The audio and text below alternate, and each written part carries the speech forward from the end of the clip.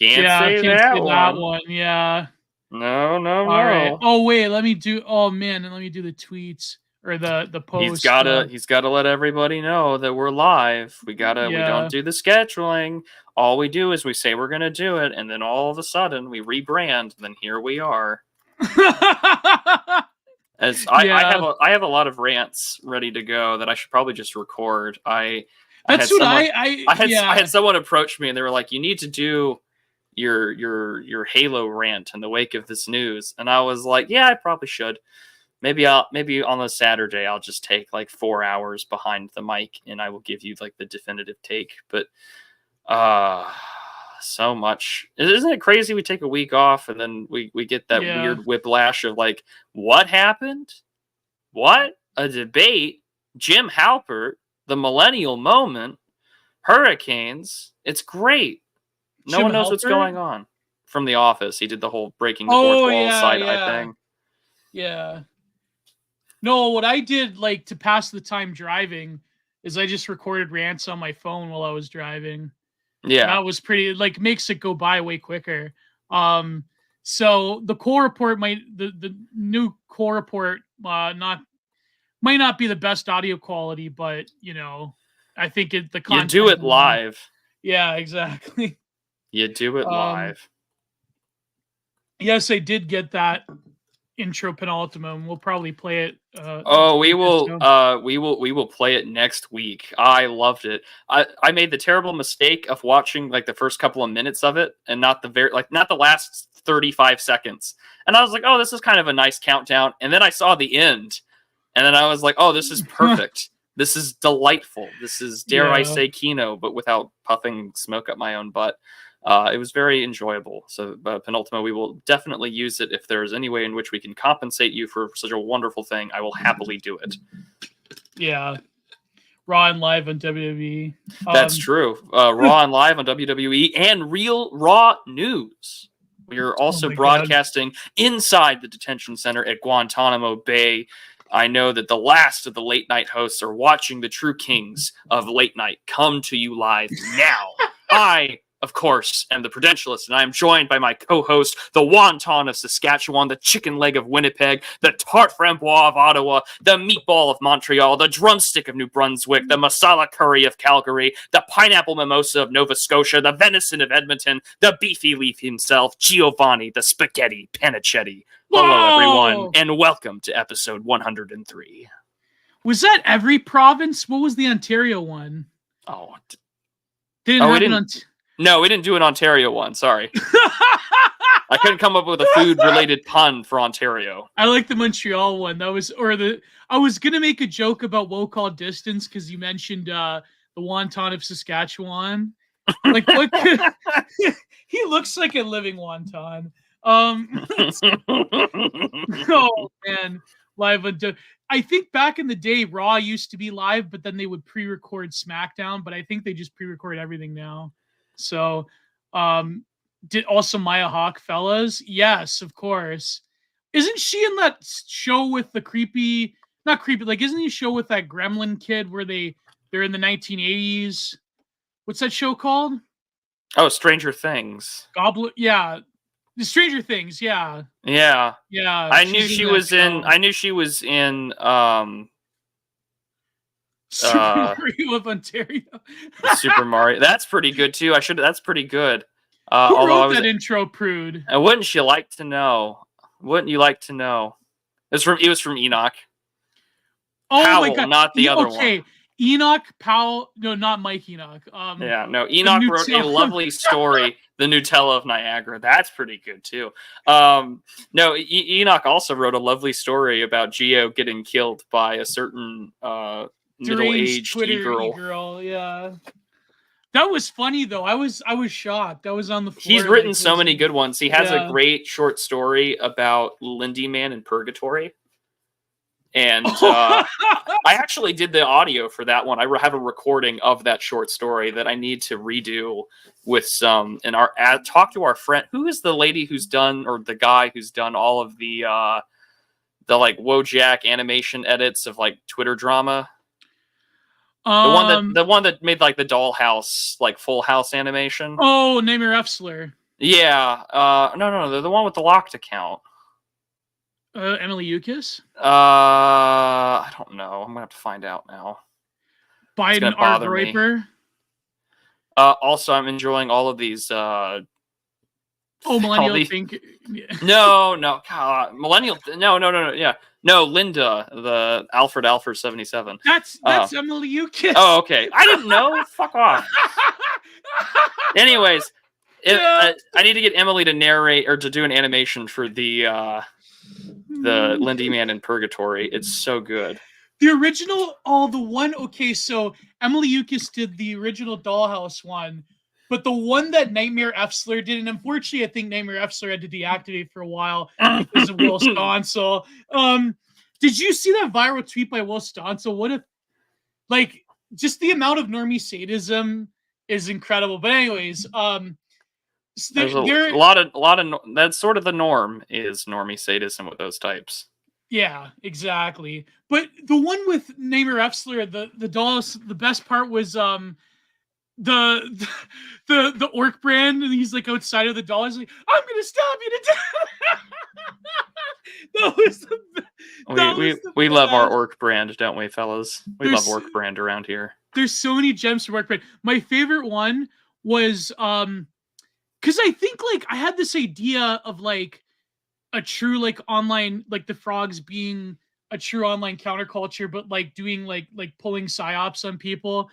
There was this one, he goes, "Who do you think? We're a bunch of freaks. We're gonna gang stalk you and make you think you're crazy." And it's like, imagine, like, if a bunch of frogs just, like, decided to gang stalk, like, a lib, and, like, you know what I mean? Like, imagine, like, well, that's how you'd get arrested. No, true, but, like, I mean, it would be all online. It wouldn't be in real life. No, maybe, you never know. But, like, there is, like, weirdo social experiments that have been done, like Something Awful back in the day did that thing where they would, like, monitor this, like, Nigel Carlsbad did it recently, a couple of years back. Yeah. But they would, like, monitor this, like, random water station in California, and they would, like, create this, like, drama headcanon between all the different people because they discovered, like, this random, like, early 2000s type website for this, like, water treatment station. And it was like, that's crazy. Like, yeah, like, Harp Schizopost. I don't know if we could talk about that on YouTube, but, there's been a lot of it on the timeline. I'm not going to engage on it because I'm sure we're not going to start Maui posting, if you know what I mean. Yeah, although there's some shady, sketchy shit about that we'll never really get true answers to. I did say that this was going that after the Helen, I said there was going to be another one. However, if we focus our energy on the eye of the hurricane, we can destroy Disney World forever. That's the silver lining. Is that hundreds of thousands and millions of childless millennials will lose their mecca. Focus your energy. We can destroy Disney World forever. And then Walt can emerge from his cryogenic chamber and make Kino again. Yeah, Walt. I wonder what Walt Disney thinks of current iteration of Disney. He's upset that he didn't rant out more communists. The House Un-American Activities Committee. Yeah, he was a based anti-communist. Was he? I mean, people. He wasn't avowed anti-communist. Yeah, and I think he, like, people accused him of being racist and everything. So I don't know, like it. Yeah, he did was an avowed anti-communist, but I mean, I don't know, because there is, like, if you're into animation, there is, like, an argument against Walt Disney. And actually, me and Spum Donor talked about this. We recorded this episode for Content Minded, where we talked about, like, sort of like the Disneyfication of American culture, because it seems to be, like, only in North America do people equate, like, cartooning and animation with kid stuff, as opposed to, like, serious animation that's done in Europe or in Japan, that's, like, for all ages. So, I mean, there is an argument to be made against in terms of the art of Walt Disney, but in terms of, like, Walt Disney as a cultural force, then yeah, there's a lot of, like, there's a lot of base stuff going on there. I mean, people accuse Disney of being, like, a glow up because of Epcot and the city of the future. And there's like a lot of those parapolitics people go into that. And I think even like I think even that former frog did like a 9-hour episode at Epcot, if I recall. You know what I'm talking about? Yes, I do. The German idealist, yeah. Yes, yes. So there is something to it, but I do think that the parapolitics people, they have like a lot of holes, and they have a lot of conceptual holes that frogs are willing to traverse on, especially like nowadays with the Israeli issue. But like that's another. Anyways, that's another topic. This is episode 103. Authors in the Wilderness of Digital Archipelago. And please need those super chats. I prefer if you do it through Entropy. The link is in the comment section there in the chat. And also in the bottom is all of our links to Prude Subscribestar and my Patreon. Because of course Entropy doesn't take as much of a cut as YouTube. So that is very enjoy. True. Yeah, I think I have. Yeah. So sneed those super chats. We've been away for a week. And yeah, I mean, there you go. There's a lot has happened. A lot has taken happened. place. Well, what do you want to cover first? Well, we have a movie to recover. Yeah. Which we were paid to recover. But also at the same time, I don't know. Like we have, of course, the hurricane stuff, which is really the most depressing aspect of it all. I joke about the Milton thing, but again, if you are in Florida, get the hell out of there. Get out of there. Get out of there right now. Get out of Florida. Do everything that you can to get out of there. It's not worth it. And if you're in there already doing like Hurricane Helene relief efforts, I mean, there are plenty of places to still do that. I know that the OGCs, we did a lot of fundraising there. We raised about close to $6,000 for the Cajun Navy. I know that some of our guys that are part of the organization are actually with a team on the ground doing volunteer relief efforts with their time and money and service and effort. So God keep and protect them. It's best to get out, even if you have to live in your car in Missouri for a few days. It doesn't, you know what I mean? And I think Sandbatch literally offered a room or two for his house. So and NOLA, if you want to meet the crazy man himself in NOLA, then there you go for escaping a hurricane. They probably should have some kind of relief service for people that like maybe the government could pay for hotel rooms or a stipend or something in like Louisiana. Well, the best we can do is $700. Yeah, that's incredible. Sorry, Whitey. Is Oren in Florida? Yeah, Oren's in Florida. Like we have a lot of friends in Florida. But I don't know where in Florida. I'm not going to try and geographically dox him. No, of course not. But I just don't know where he lives, so I just assume he's being safe. Hockey's going to start, and so I think the Tampa Bay Lightning, they're probably going to have to be on the road exclusively. Yeah. I forget how they work, because like certain states that have a lot of disasters, I forget like what sports teams do. They reschedule it somehow. Something like that. I could not tell you how it works. I do not. I think football is even like that. They like reschedule things. Sometimes, but... Yeah. Incel Freak lives in Florida? Oh, no. Oh, man. Rest in peace. I think he took a trip to, like, Serbia, I think it was. And he was saying, like, he was, like, stalking these women, or these women went up to him. But then, I don't know. There's some deep lore about Incel Freak in Serbia. I think it was Serbia. Something like that. Is he trying to finish what started in the 90s or something? Like... Yeah, you joined the White Eagles. Yeah. Like self-avowed, just like...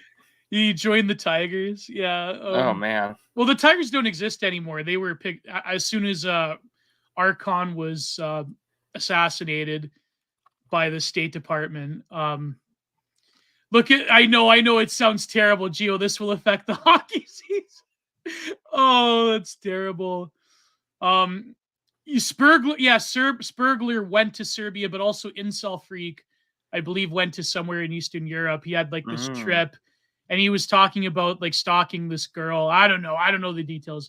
But anyways, but seriously though, if you are in Florida, please get out. I guess in Florida they also have shelters and things like that, but it's best just to, especially with flooding. Yeah, it is best to just get out of there. Yeah. So yeah, I mean, like I say, we have a lot of friends in Florida. A lot of Twitter mutuals live in Florida, and yeah, so we pray that it's not going to be like what was it, Ivan in the early 90s? It was Ivan. I'm pretty sure. Yeah, or Hurricane Andrew. Hurricane Andrew, yeah, Hurricane Andrew was the mid 90s one that was really bad. I don't know. Yeah. There was also Hurricane Ike, right? But I think that hit Houston in Texas, and that was 2008. Okay. Do you get hurricanes in Texas? Where I live, not really. I have to worry more about other natural disaster weather phenomena like tornadoes. But are you in Tornado Alley? I'm close enough to it to have seen a few. Oh my god! Trying not to fucking give away my location, man. No. I'm just but Hurricane Alley's like a big area. like Texas is a big place, but like let's not narrow it down. Okay, yeah. Yeah, I just I don't have. I mean, I'm kind of like Canada. We're kind of blessed. We don't have a lot of natural disasters. No, you just have biological ones, just like we do. Yeah, true. Well, I mean, depends where you live, though. If you live like somewhere like up north, if you live in Saskatchewan, yeah. If you live in the Northwest Territories, it's a bit different, yeah. But even Alberta, man, like even all the prairie states, like they get slammed with winter pretty hard. Yeah, we get blizzards. That's true. We get blizzards. Galveston got a bad one this year or years ago.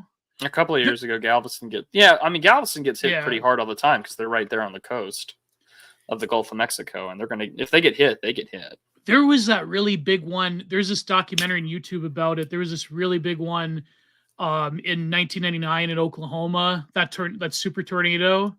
Yeah, I think like 100 people got killed or something like that.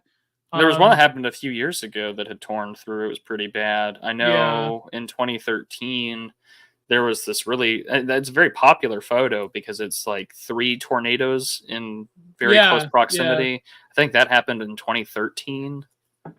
And it ravaged a couple of small towns, but not too many deaths. Oh, man. I do love storm chaser footage, though. That is a guilty pleasure of mine. I like that stuff. I don't know if I would ever want to do it, but I would. It is cool footage, and it takes a certain kind of adrenaline junkie to chase after it. Oh yeah, I mean, there's been a lot of tragedies where where a lot of those guys, some of those guys didn't make it, and of course, yeah. And then you get to see some really morbid footage when they get sucked out of their own cars.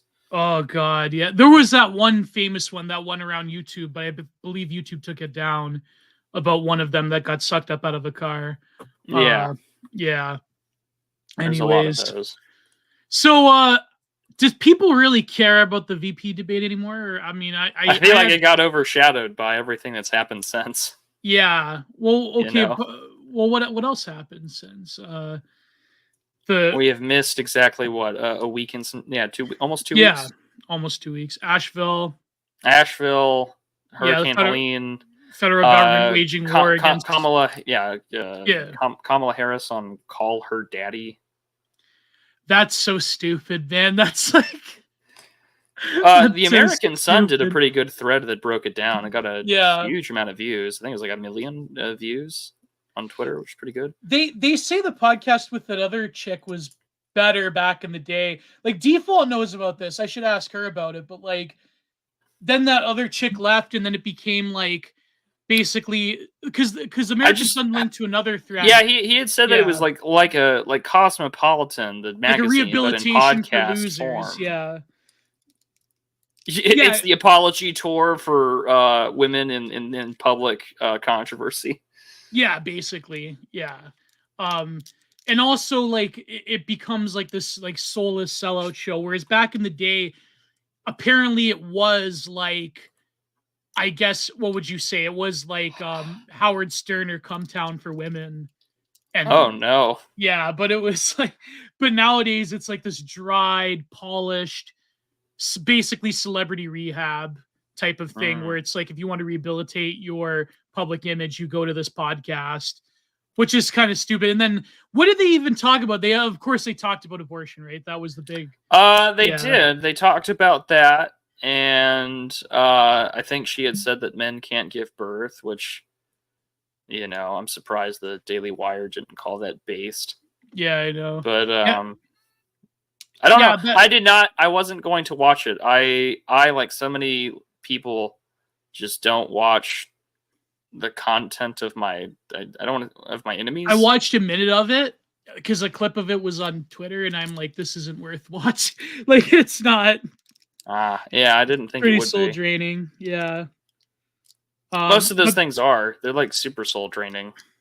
Apparently, they say that Trump is going to go on Red Scare. Allegedly. According to an America First Post tweet. I think Dasha even said that Trump might go on. I don't know. You visit one Eastern European begging for money, you might as well visit another. Oh my god. First Zelensky, now Red Scare. You're really moving up in the world, Donnie boy. That's crazy. But this call me, yeah, well, this Call Her podcast. It's like, it is like OG Cosmopolitan magazine type of stuff, and it's, I don't know, like, isn't it weird how, I don't know, I guess Obama did go on podcasts back in the day, like, or the first iteration of like what would later be known as podcasting. Like, he did do didn't he do Howard Stern?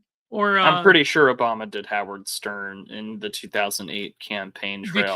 But he was the first one to really utilize Facebook and Twitter in ways that are becoming the norm. Obama's a lot of terrible things, but he also was a pioneer for sort of the online political game where it wasn't just go to my website, barackobama.com, or, now it was like, actually, hit me up on Twitter and my campaign staff is going to inundate you with so much stuff. It's going to be great. No, by the way, we're in league with tech and other rich, powerful ethnic interests. So it's all good. It's all good. All good. Yeah, he truly was the first. Ignore the fact that I'm gay, like. No, I talk about that in my book, actually, about Obama being like the first online president, because I was, it was really more a critique of the Kendall Wiley official painting. But he really was like the first, like, truly online. That is a god-awful portrait. Yeah, but the reasons why it's fitting. It is fitting for America's first non-white president to have it. You mean to have a portrait that's like paint by numbers with an army of studio hands by a gay by POC artist? Yes. Just in the same way that like Beyonce can have a song that's like dumb and repetitive, but it was like written or had like 30 different producers' grubby little hands on it.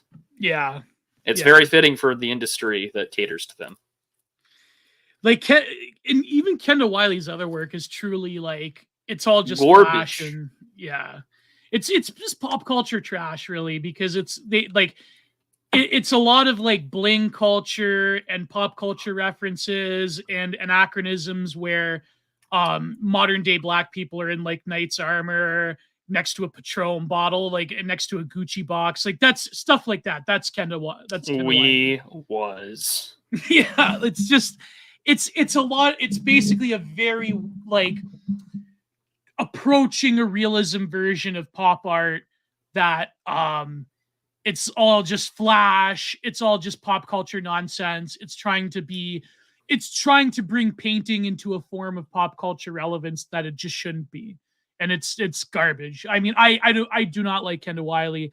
It's not just because he's a libtard or he's like whatever. I just don't like the subject matter. I think that but it's okay. We can dislike libtards too. Don't worry. I mean, I like black artists. You don't need an excuse. There's other black painters that I quite enjoy from the Harlem Renaissance, but Kendall Wiley is just, I think, a mockery of that Harlem Renaissance legacy. But he won the Mark Maron thing. Someone mentioned Trump with Ben Shapiro going Yes, to the he grave of was. Tanaka and Schmierson. He apparently was on Ben Shapiro's show Just right okay. after the Shabbat, thing that he did. Yeah. Okay, I know we shouldn't be talking about this, but does that mean that Ben Why Shapiro? not? Well, it's YouTube, but like, does that mean that Ben Shapiro believes that Rabbi Schneerson was the Messiah, or does he have to like kayfabe it? I don't know if he believes that. Yeah, I don't know. They're kind of like they have to do this. I don't nuanced know. Bro stuff around it. Yeah, because they're like, well, we believe in a Messiah, but not like the Christian conceptualization of one. But then also, by the way, like, for us Jews, we've had like dozens of messiahs that we said were messiahs throughout history, and maybe they were, maybe they weren't. But also a lot of the things I hear when you hear from groups like Jews for Judaism, it's more like, well, we don't have records of what like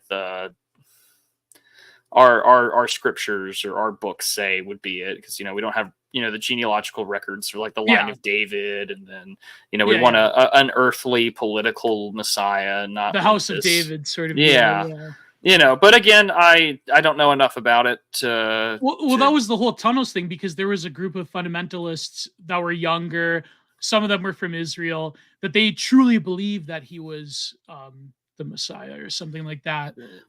So anyways, that's just but it's kind of that interesting crowd. Well, I mean, Ben Shapiro did say like Jesus. What did he say? Jesus was a rebel, or something like that. But I mean, when you kind of get, I think it's sad for this so-called like debate boy wonder kid if you're losing to William Lane Craig on these kind of issues, not doing so hot. You're not doing so hot. There's a lot of things to complain about William Lane Craig, but I was just like, I don't know, Ben, you didn't turn out so well when you talked to him like 10 years ago, and I don't think you ever really recovered. It's funny though, because as much as I disagree like with theological points with William Lane Craig, he actually is and was a good debater during the New Atheist. He was one of the few people that really could. He was one of the few that could hold his own against and gun Chris through Hitchens. Christopher Hitchens sort of to gun through the Hitchens Gish Gollop sort of deal of he was one of the few to do it very good.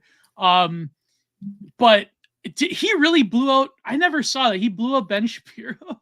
I thought he did. I thought he did a pretty good job at forcing Ben to confront some fundamental realities that it's just like, and of course William isn't going to go out of the way and say like, listen, Ben, like you are ethnically hard coded after like 1800 years of tradition and genetic predisposition to not buy into this, but perhaps you're wrong, and actually you are wrong, but that's it's an old video. But it's just funny though to think that Ben Shapiro, he believes that Schneerson was the Messiah. That'd be funny. That would be really funny. Yeah. I kind of hope it's true. Maybe in his heart of hearts he believes. But Ken Hovengroiper, that was a good account, Ken Hovengroiper. Look at Bill Wilson. Where is it, Bill Wilson? Florida destroyed. How are the Tampa Bay Lightning affected? I didn't mean to make it sound that way, but it's funny. I'm advocating for the destruction of Disney World. Oh, Sean Schaefer, so true. This is. Oh God, the economy. Oh God, my hockey. Yeah, that's Gio right now. I'm thinking about the October surprise and voter turnout depression, and he's just like, this isn't going to bode well for hockey. Oh my God, did you see that libtard on Twitter? He There's a lot of libtards on Twitter. You need to be very specific. He defaced the ballot to try to trick voters. Yes. Yeah. And I believe he deleted it. Good. Because people were tagging the FBI and shit. Not like they'd arrest them, but it is nice to see Antifa losers act like pussies. Remember, folks, only the deep state has the right to deface ballots in America, not you. That is true. You don't have a right to do that. But the deep state will, and if not, the deep state will take, a bunch of overweight certain populations that typically work at the DMV to scan 5,000 extra ballots in your swing district. Remember, sometimes they scan them twice, and sometimes they scan them twice. The gift's so nice, Tanisha scanned it twice. It's kind of like an NES. Was it the NES you had to blow in the cartridge? Yes, you had to blow in the cartridge. Yeah, it's kind of like that. You got to blow in. You got to scan it a few times for it to work. That's the way it works. That's how you count votes in America. Isn't it terrible? Like, I mean, I know I shouldn't say this as a leaf, but like, isn't it terrible that like Canadian elections are probably like more tamper proof and like more efficient than? No, I mean every other Western election on Earth. Like every other Western country more or less has more secure elections than the United States. France has probably the most secure elections on Earth. Yeah. Well, apart from like overt political like mandering, but it's just like it's like the most powerful the most powerful country on the face of the earth, one of the most powerful empires in human history, you could argue, doesn't have an election system. The Ossobuco of Ontario, that's a good one. Or Ossobuco, yeah, that's good. You have to blow into the Shaniqua. What does Gio mean? What does Gio mean by this? I don't know. Whoa. I don't want to think about that one. So early ballots are in all states? Early voting is happening in like 25 states. In Texas or no? I don't know. Has early voting started in Texas? I never do the early voting. You always go the day of? I always go the day of. Yeah. No. Oh yeah, I guess it did start. Voter registration ended. But early voting begins on October 21st, and the in-person is November 5th. Oh, interesting. So, but do they? How does it work in America? Like, do they count? They don't like the early ballots. Do they count everything on November 5th, or is it? Do they? Count it varies election district by election district. Good sir. Oh, I see. Okay. Yeah. Because it's technically 50 different elections happening all at once. I see. Yes. So some of them might be already counting the ballots. Well, you can. Well, right now you can count based on party registration. So, like a lot of the pundit map autism boys have been counting the ballots based on party affiliation for like the numbers based on that from like Pennsylvania and Virginia and so on. But I've not been following it closely enough because I don't have. It's hard because everyone's like enjoying like the last hurrah of 2016 energy on the timeline. And I don't want to piss in anyone's Cheerios and be like, being told to get into the crystal for 10,000 years. But I remain skeptical until he is sworn in on Inauguration Day in January of 2025. Yeah. So I try not to pay attention to it. I would like Trump to win just because that gives me 4 more years to prepare for the worst. They say that Pennsylvania ain't looking too good for Trump, though. I can't imagine it would, but only time will tell. Time will tell. We'll see. But it is, and Pennsylvania is a crucial state. So, anyways, other news items besides the vice president debate. Is that it? Or I don't have too much to really add in terms of news. I mean, we can get to the movie if you want, but also that I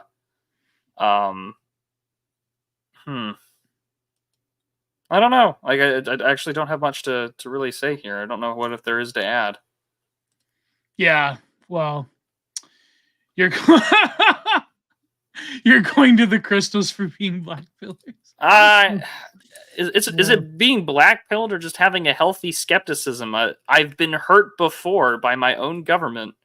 I'm Charlie Brown, like I know that dumb bitch Lucy is gonna like take the football away from me. Like it's not like I want to black pill. It's just that I am skeptical. I have a healthy pessimism for government.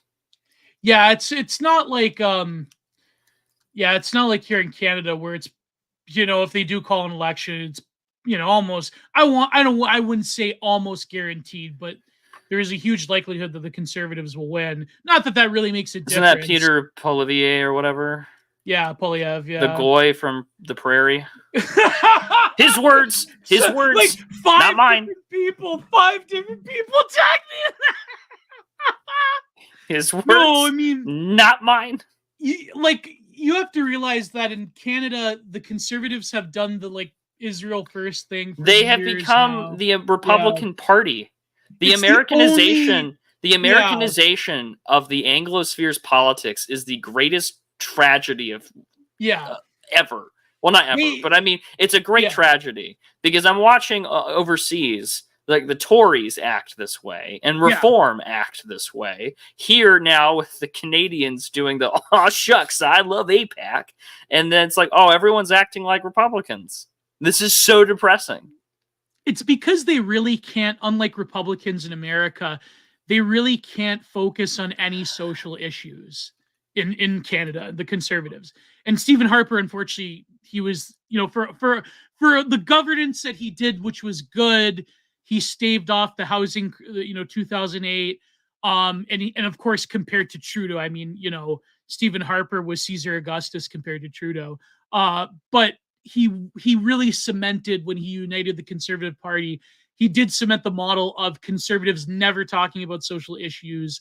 And basically the Israel thing is really the only issue in which Conservatives in Canada can LARP and say that, this is our real issue and these libtards, they don't like Israel, so we love Israel. It really is like the externalization of baseness. And I don't know what you could call the Conservatives in Canada, left Likudniks, maybe, because they're certainly not as conservative as Democrat. Party. Yeah. I don't know what you would want to call them. Yeah. It's just sad. But I wonder if there's probably some troll Canadian Groyper account that's like, no, actually, when Polyev said that, he meant it in the based way. He meant it in the TRS way, not like. Oh, of course.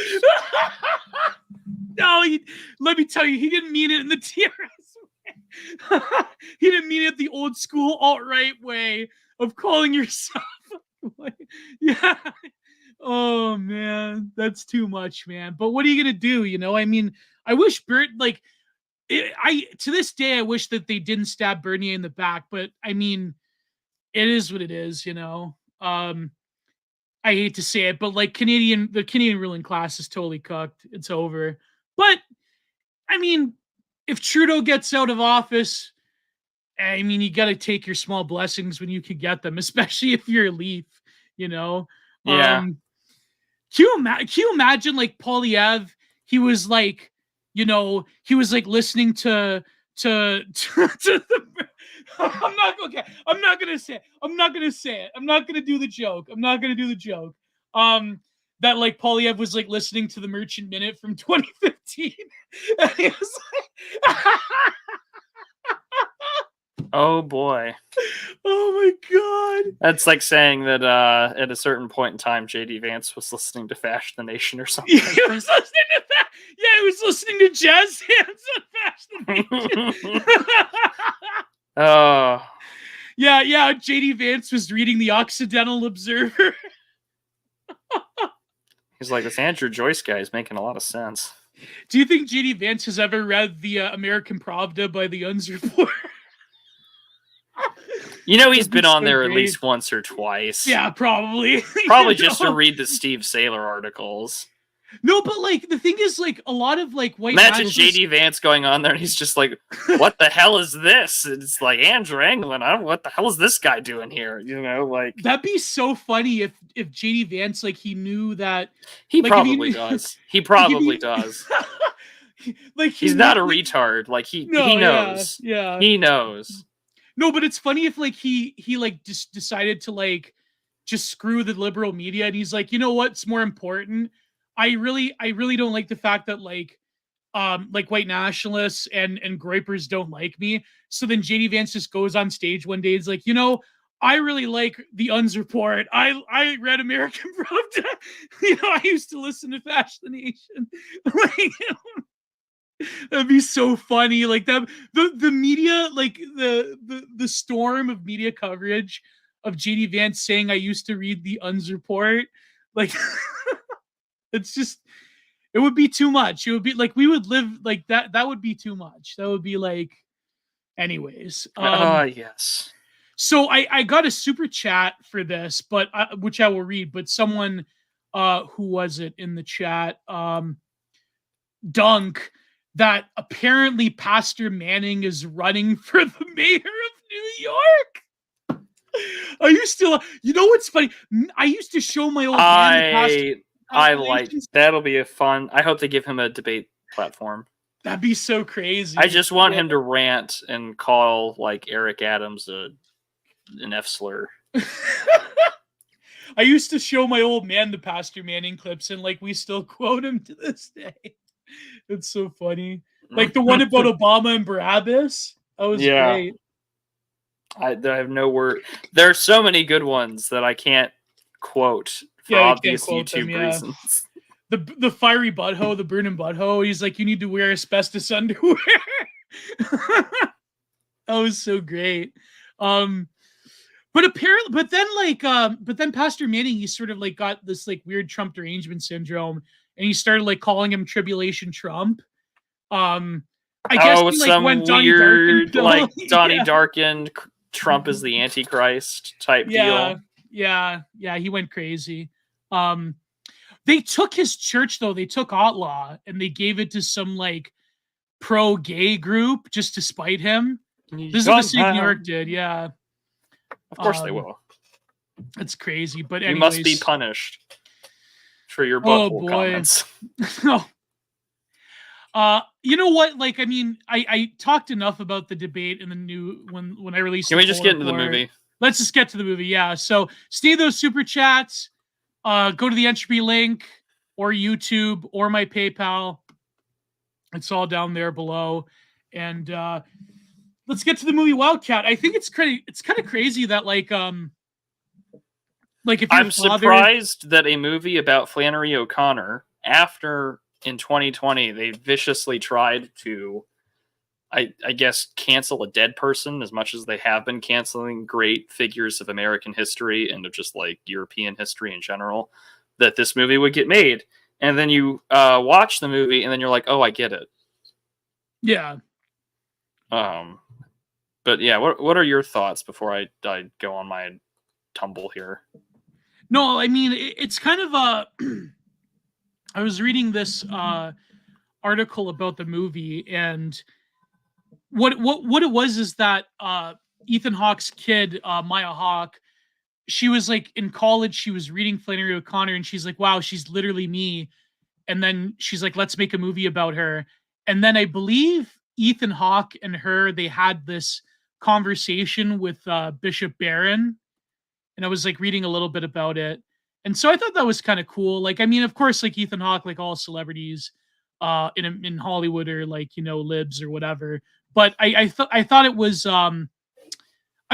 a pretty good portrayal of sort of like going in and out of her stories in the film that were related to her life in the South and the particular time period that she lived in. And I thought that it was very interesting. It was more of a character piece rather than a movie with a set like rise and run or a narrative. It really was just an expose. Yeah. It reminded me a lot of the Helen Mirren film, The Iron Lady, about Margaret Thatcher. Yeah. Wherein you kind of take bits and out of her life, but how in The Iron Lady you have all these like flashbacks to when she was young, versus in this movie Wildcat we are engrossed from her life and then into her stories. And in preparation, I did read one of these stories, and I quite enjoyed it. I read Parker's Back. I quite liked that one. I liked it.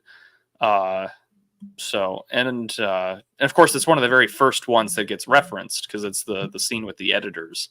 Yes, asking about, you know, well, what is what does this mean? You know, what is Obadiah Elihu Parker? What does that have to do with anything here? OE, because he never liked the name, despite the name being a servant or a bond servant or slave to the Lord. So I mean, if you're like Flannery O'Connor and like so many other great Southern writers of the early and mid 20th century, a lot of them were either had converted to Roman Catholicism or were raised in it, or had, became it later in life. You get a lot of that in here, and of course, who better to talk about religiosity and the Christian South than Flannery O'Connor's works? And it's also, this movie does a really good job at it. There are some Hickleby feelings in here, and in part because I don't know her personal views. She was more racist in real life than what the movie portrayed. Yeah, the movie gives you that sort of that movie, like The Help, from a few years back. Yeah, where it gives you like that Heckham, like wholesome. With Jessica Chastain. That Southern anti-racist vibe of like, oh, we love The Help. Like very early on when she goes to the doctor, because her like family insists on it. You see this lady that reminds me very much of the woman who played oh goodness, what's her name? Because I don't remember anything from Harry Potter, but like the mean professor from like the Order of the Phoenix in all pink. She reminded me of that actress. And then like Flannery O'Connor envisions the story where like Jesus is like, okay, lady, in order to save your soul, you have to become an N-word, or you have to become like white trash. Yeah. What's it gonna be? And like she's like, oh, well, make me one of those like nice black ladies. And of course, like very Hickleby, Flannery snap. And I mean, that was like a huge. I was like, oh man, like this is really souring my thought of the film. And I'm only like 26 minutes into this like 80-minute movie, and I'm like, oh. But the film, like the scenes that shoot the stories, are really good, and are really nice, and I quite like them in that respect. And at the same time, the acting is actually really well done. The cinematography is great. I will have to give credit to Maya Hawke. Yeah. She is the product of Ethan Hawke and Uma Thurman. Yeah. That's crazy. And it shows. It shows. Because she's got her dad's eyes and her mother's body. And I say that not to sound incredibly weird, but she looks good. She looks good. And I thought that she did well. And it was interesting to see Catholic Jesus, like how he's in the white robe, the traditional view, with of course the Sacred Heart in the middle in some of these scenes. Yeah. So I mean, outside of sort of these, like, they softened her and they make her look like this sort of anti-racist character, even though, and I figured that was going to be the case, because like when I was, prepping for this, there was this long expose that got written by a certain character in the New Yorker in June of 2020, calling her out for being, like a terrible racist and things like that. And who was this in the New Yorker? By Paul Eli. So I just assume Eastern Standard Time, EST, on that one. Mm-hmm. And so they're going out of her and calling her this sort of just terrible racist person, or reconsidering her legacy. And I'm like, she died in 1964. Like, what are you expecting? And talking about the. And they reference some of the things that are in there too. Here she is on the life in Milledgeville in a 1948 letter to the director of Yaddo, the writers' colony in upstate New York. Lately, we've been treated to some parades by the Ku Klux Klan. The Grand Dragon and the Grand Sign Clubs were both down from Atlanta and both made big speeches from the courthouse, while hundreds of men stamped and hollered inside sheets. It's too hot to burn a fiery cross, so they bring a portable one made with electric light bulbs, which they reference in the part of the movie when she's talking with her family. And all of this is done in the backdrop of the fact that Flannery O'Connor had lupus, and you kind of get to see her condition worsen throughout the film. As the film progressed, they gave her more prominent. They call it the lupus hood, where you have like the really Ultimate red Warrior skin mask and the redness of the face that kind of looks like the Ultimate Warrior mask. Yeah, they have better treatments for lupus now, but apparently lupus was like a deadly condition back in. I mean, it still kind of is for certain people, but they have better treatments now. She was what, 39 when she died, or 30, 35 or something, 39. She was young. Yeah, she never married, right? No, not that I recall. I think that's why like a lot of femcells read her now. A lot of like the coquettish, she died. Catholic-y girls. Yeah. She was honor levy before honor levy. Yeah, except not Jewish. Yeah. But no, but this was the Jim Crow South, right? Yeah, this is she's born in 25. Yeah. Like, keep that in mind. Well, who said in the comments here that she did have a more or less realistic portrayal of Black people at that time, that it wasn't the fact that, okay, yeah, she was racist or whatever, but it was more or less like the one, what was it called? Artificial N-word, that one short story. Yes, the Artificial N-word. Yeah. Which was published in 1955 in the short story collection A Good Man Is Hard to Find. And it refers to a lot of, she talks a lot about parables and things like that in that story. Politically, she was just a standard New Deal Democrat. That did not surprise me for a Catholic person to say. No, but also keep in mind that the South was FDR country. Yeah. For people who do like FDR apologia from the traditional like post-war conservative movement, the South still has a deep love for FDR, in part just because of what he did with those jobs programs. Yeah, like the South was in utter tatters. Not to mention you had not just the Civilian Conservation Corps, but I mean most of like the South got electricity in part due to FDR. Like he won again. Keep in mind, it's not really until Reagan that like the South kind of sways from the Democrats the to the Southern Republicans. strategy. It took a long time. Like most of the South still voted almost part and parcel for Dixiecrats. Well, Dixiecrats, but also for Jimmy Carter. Oh, that's right. Yeah, Jimmy Carter had a big support in the South. Yeah. Yes. Well, he was from the South. He was from Georgia. From Georgia. Yeah, he was a peanut farmer. I mean, he's still alive, technically speaking. It's just that I'm not even so sure about. Like, did you see the? I did see the photos, and it's so depressing.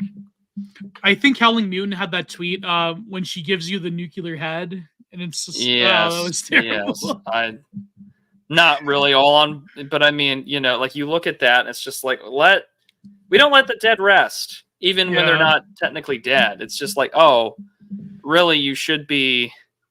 It's so sad. Andrew, listen, Andrew, let me ask you something. Do you think Jimmy Carter actually endorsed Kamala? Like, do you think he physically endorsed? Do you think he has? No, he doesn't. No. I don't know if he's all there. I doubt that he is. His family said he did. Yeah, his family's like, oh, I can't wait for Jimmy Carter to cast a ballot for like crazy Kamala. Like we're so excited. It's just like, all right, honey, he said the thing. The public statement's out. Go pull the plug real quick. Let's get the endowment out of Habitat for Humanity. Daddy wants to go to Boca Raton or something. Like that's how I view it. Yeah. There's a lot of things that you can criticize Jimmy Carter for, but like Jimmy Carter was an evangelical American who I think his post-political career, you can say he's done some things that you don't like, I think that out of all the major politicians, I think maybe he's done something to atone for his sins of being in public office. But like, at that age and at that point, that man has no agency. That man is a corpse being wheeled around in the same way that people would wheel around Henry Kissinger. Except what's more terrifying is that Henry Kissinger still had his wits about him. This is just a man who I think is patiently waiting to meet his maker.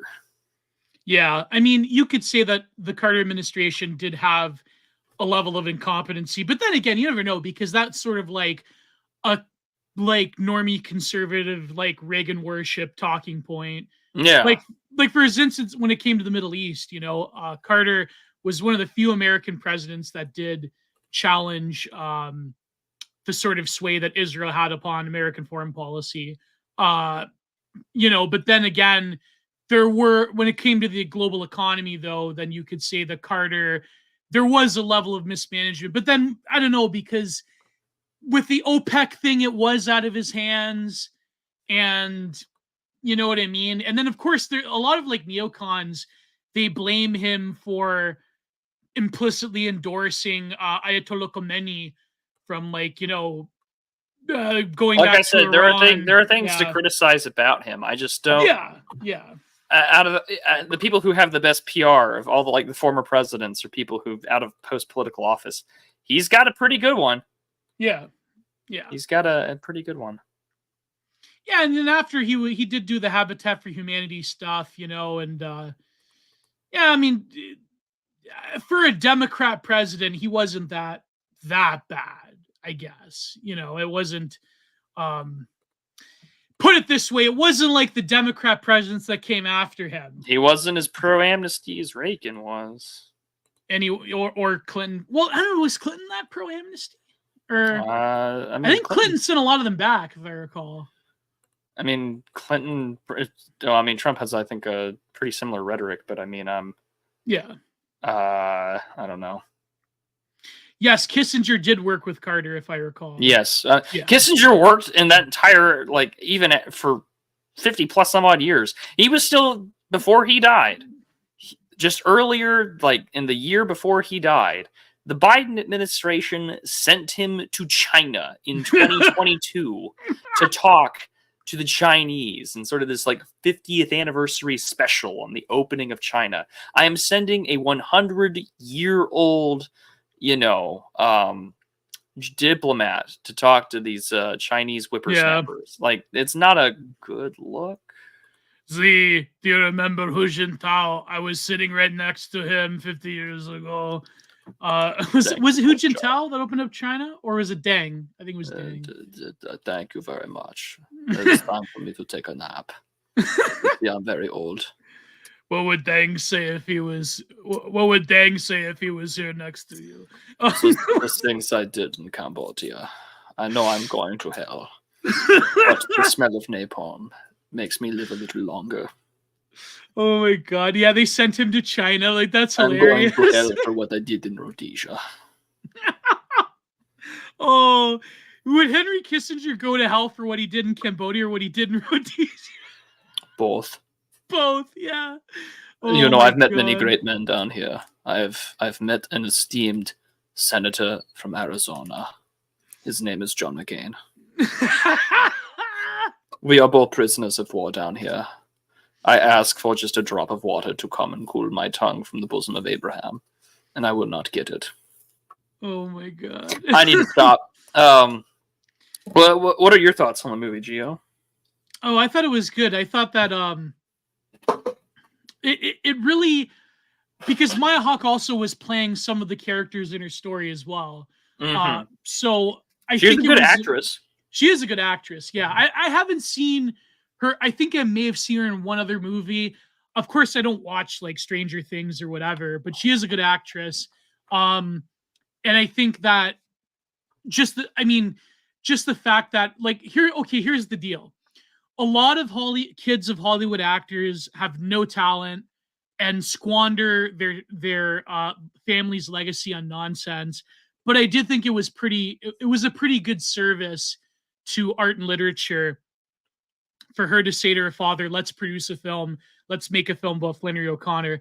And they did manage to get Liam Neeson to play a Catholic priest. Yes. Which I thought was interesting. I get, that was, yeah.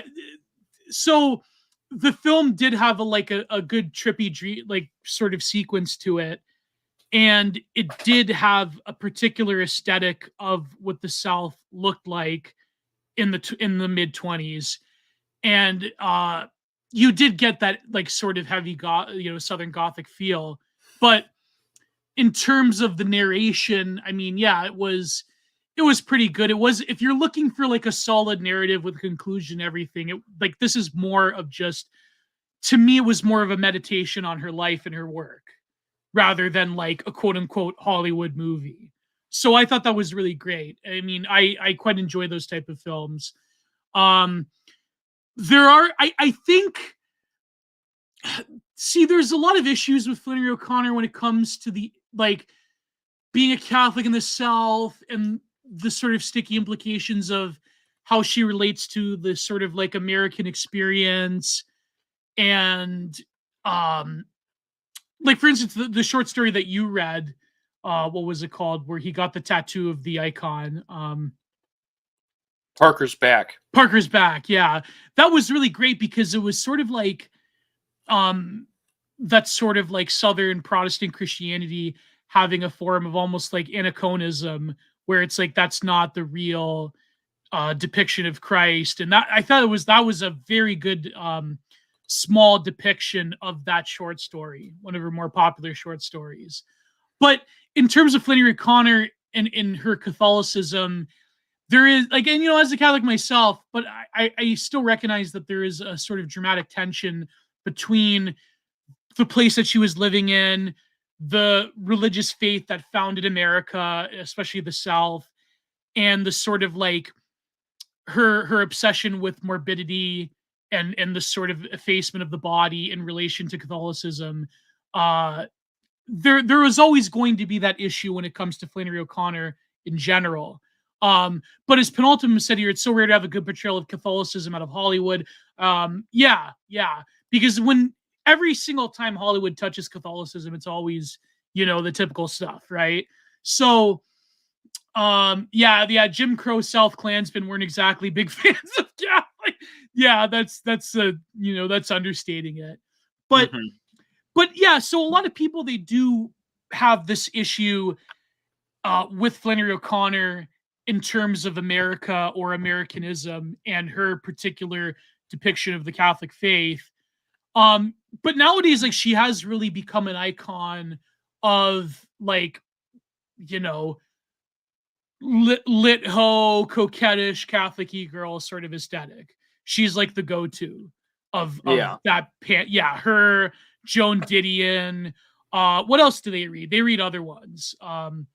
Saint Helene, right? Like, it's So but yeah, the film was really good though. I quite enjoyed it. But what are your thoughts on it in general? Yeah, like I said, like, as a Southerner yourself, like, what did you think of it? Well, I mean, it's well shot. It's well put together. I think that it does its best to balance the struggles, like you had said, because there is a Southern Catholic tradition. Yeah, and I mean, like I mentioned at the beginning, like a lot of the greatest Southern writers either became Catholic or were Catholic by birth, and so. It's and of course, like Liam Neeson's little role there as the priest, I quite enjoyed. That was actually probably my favorite. Like, some of my favorite parts were Flannery's interactions. Yeah. With the priest, and I quite liked that. And of course he's Irish too, right? And so, they talk about like James Joyce's Ulysses being banned in Ireland, which he says, it's not really necessary. That. Use your writing as a way to do good work in this world and to do everything that you can, Yeah. When the body fails you, the mind can still proceed into great works. Yeah. Yeah. And then it was also nice, the final bits of after the credits was her quotation about the thousands of pigs who pituitary glands making the lupus injections that kept her alive. But like, there's good stuff with regards to this movie. Again, all of the shots that cover the short stories, I think that it brings them to life in ways that you're not going to see. For instance, like, I really do think that The Life You Save May Be Your Own or Parker's Back, those could easily be turned into good stage plays, like a one-act play. And I don't know if that's been done before. And like Parker's Back is just an excellent one. I really like that story. I'm glad that I had the chance to read it and to do that. But I quite liked the film because, like, she's coming from it from a high church, perspective, or not, looking around sort of at her, her Southern Baptist or her, like, evangelical kind of friends this time in the midst of all this great social turmoil and change where, even if it feels kind of hick-lippy at the very beginning, I think that you get a pretty good range of acting and at the same time a really well done bit of that inner turmoil of trying you did get that sense of not just being a woman writer, a woman Catholic writer, dealing with an industry that is not particularly friendly to you. Yeah. This is the 50s and 60s, that we're talking about here. It's a little different. And then on top of that, the romantic aspect, she died unmarried. She died alone to a large extent. I mean, she had family, but I mean, that's it. That's all you had. And I mean, a volume of work that is great. And like I said at the beginning, I was really surprised just to see this film get made after a lot of people tried to cancel her in 2020 in the same way that haven't they tried to have they tried to well, I haven't canceled Margaret Atwood yet, so I mean, but there's been multiple attempts to try to cancel there has her, been attempts, but also at Yeah. the same time they call her a turf and everything, that's why. But I know that they tried to do the the Harper Lee thing, like they tried canceling her when after she died in 2016. I mean, she's like 90 years old, and they're like, oh, we'll put out Go Set a Watchman, right before she dies, which of course was an earlier draft of Mockingbird, set at a later date. They published it like right before her death, and it raises some interesting questions about her, whether or not she was, of course, sane to do that. And then, of course, she talks about she's also close with Truman Capote, but oh yeah, I liked it. There was just some moments that kind of like unsettled me at the beginning with the political aspect, but because I think that she was just more of a woman of her time, trying to keep close to her faith in the midst of everything, because that's what she wanted to write about. You read her work, her short stories, and you're like, oh, this woman is so influenced by parable and by suffering and by her scripture that's what she can write about what like it's very like Parker's Back is probably one of my favorite short stories I've ever read, and I'm really glad I did in between when we first said we were going to do this and then rescheduling, just because this is a man who gets a tattoo of the Byzantine icon of Christ Pantocrator on his back, which normally OE, as the character goes by, doesn't usually get a tattoo on a place that he can't see.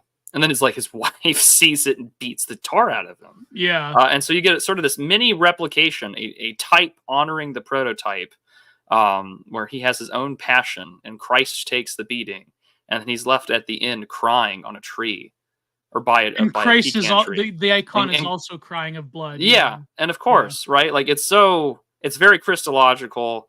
It very much falls within sort of Catholic and Orthodox teachings on images, and it's just like and it's very heartbreaking for him, right, to hear all this and to be like a fundamentalist and devout, and then his wife is just like, oh well, God's not, Christ isn't the savior, and beats her for it, and like God is spirit, and that image is graven, da da da da da. It's very good, and the movie is good too. Like I have not been to the theater lately, although I am going to see Megalopolis this weekend. Oh yeah. I'm looking forward to that. And everyone, of course, is talking about the Todd Phillips spent hundreds of millions of dollars to go tell just you why troll the studio, to tell you why you enjoyed the first movie wrong. Who was it? Was it like the angry comic book nerd? Was it like Nostalgia Critic who did the little skit making fun of all the Batman games on NES? Where he's got like the Joker on the case, like, I want to shove these games up your ass, and it's just like, oh well, that also happens in a movie not too recently made. It was from everything I've been told about it, I'm like, oh, it's Normie Sadism, the movie, followed by some musical interludes. PPP actually had a great review of the Joker film. He said like the real fans realized that like this was a total troll piece against the studio, and only like these like like chud incels, they like want like mainstream slop, and it's just like this was like actually it reaffirms that message, because as soon as Joker becomes a fake cell, his life is ruined just to like chase a crumb of like of Lady Gaga. Please, sir, a crumb. Yeah. And so actually, like, and PPP goes, see what happens when you betray the movement. Tries to become a true cell, gets sodomized in prison. What means? And then he just becomes Arthur Fleck again. You realize, oh, like what a pathetic worm he is. Yeah, that's great.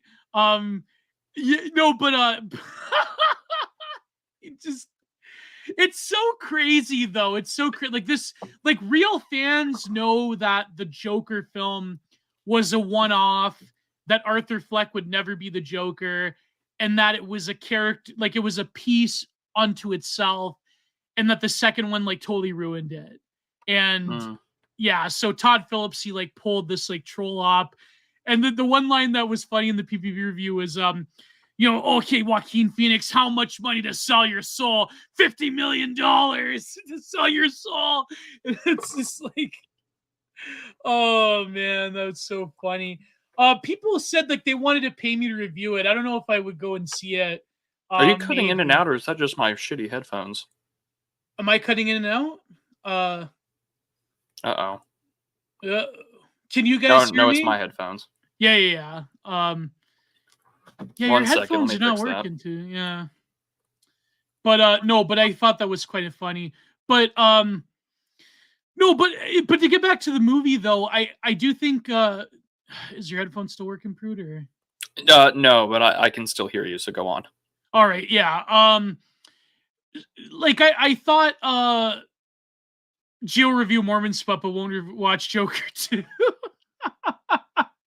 That's because you need to pay him to review Joker 2, just like someone paid him to review Mormon Smut. He is soaking in your super chat dollars as we speak, and I am jumping on that bed, baby. There was surprisingly not, but anyway, like I didn't want to see it because I really did, like, when it first came out, I wrote that article for the American Sun, Clown Among the Ruins, and then there was sort of like a strange turn in the scene of the E-Right where actually Joker is not a great model. That Joker's like, what did Bap call him? Like the gay man in the face paint, which I can see because Joker did have like some subversive elements, like the whole like more money for the programs. Like there was some elements of like self-pity and the sort of like worst excesses of fantastical inceldom. But at the end of the day, Joker did provide a very rare right before the Covidian era, like sort of like a strange, how shall I say it? It grated from the Hollywood norm, and it really did speak to sensitive young men in a weird way. But at the same time, you can't really expect this to be like your generation of Taxi Driver. It's just not going to happen. And I think even Todd Phillips recognized that. So all the stuff I've been hearing about the Joker film, it's like it's really surreal. But at the same time, it was almost like, what did you expect? What did you expect a major Hollywood studio to do? You think they're going to reaffirm your true cell, Taxi, Travis Bickle ideology? No, of course not. Of course not. So, anyways, but to get back to the film Wildcat, it did really it did really comment upon the inner tension that Flannery O'Connor went through when it came to her particular style of writing, when it came to the very like morbid and her very like morbid creative instincts, or what she called her blasphemous creative instincts, and her faith. But then again, you could say that a lot of the very, very like disgusting subject matter that she depicted actually is part and parcel of her faith as well, or the view of reality from it. So I thought that was, yeah, I would agree with that wholeheartedly. Like not just the whole gothic aspect of it, but I mean, like, they're very violent and some of her stories are very violent and very fast paced. Yeah. And the film really does a good job at showing you that, especially the very beginning, and how this troubles her mind, and how she, like she says at the very beginning, like, I want to write a good novel, but I also want to do it from a good place, but from also a bad place. And the bad place is on top. Her sort of like blasphemous like muses, and sort of, so to speak. But also in some ways, I think that the Catholics of our audience would kind of agree with this statement that, Catholicism is very bloody. Like, I mean, not just the emphasis on, say, like the blood in Christ, or even the sacramentality behind the Eucharist, but I mean, there's an emphasis very much on the blood, and how bloody things can be. And I think to some extent of the way that she's depicted in film and some of her stories, that that's very much there. The violence that is involved, and the beating, and what people are to take. And I thought that complemented her faith and sort of her own conflict as well. Because I mean, even with what we do, right? Like I think that you have a fine line to walk between things that might be inspiring for a take, but also like, is this going against the teachings of the church, right? Like, Right. Catholic or otherwise. And I think that that's a fine line that the film does a really good job of her struggling with, because she does have these stories that are very much based on Catholic teaching, but also at the same time very much skirt the line on some dogma issues. Like, I mean, you could even say this about the great works of Milton, right? Like, even if you're not, like, even though Milton is not, his works are not at all within the teachings of either of our churches. Like, he uses heresy to create an interesting narrative setting for, say, Paradise Lost and Paradise Regained, and it offers you a really beautiful tale and one of the best pieces in the English canon written ever. In the same way that, like, Flannery O'Connor is basing herself off of what she knows, and it's very interesting because she's got this perfect understanding of the Old Testament characters very well, but also at the same time, like the of Christ's suffering and passion, and so I think that she kind of has this unique blend where, like, because one of my favorite things, especially about Southern Baptists, but also just mainly Southern evangelicals in general, is the ability to cite chapter and verse very well, and there's a deep love and emphasis on the Old Testament. And I find that very endearing. And so I think that, Flannery's work, but also in this book or this movie, does a really good job at highlighting, she's in the South. She's in a predominantly Baptist, low church sort of environment, but also, she's sticking to the teachings of the Catholic Church.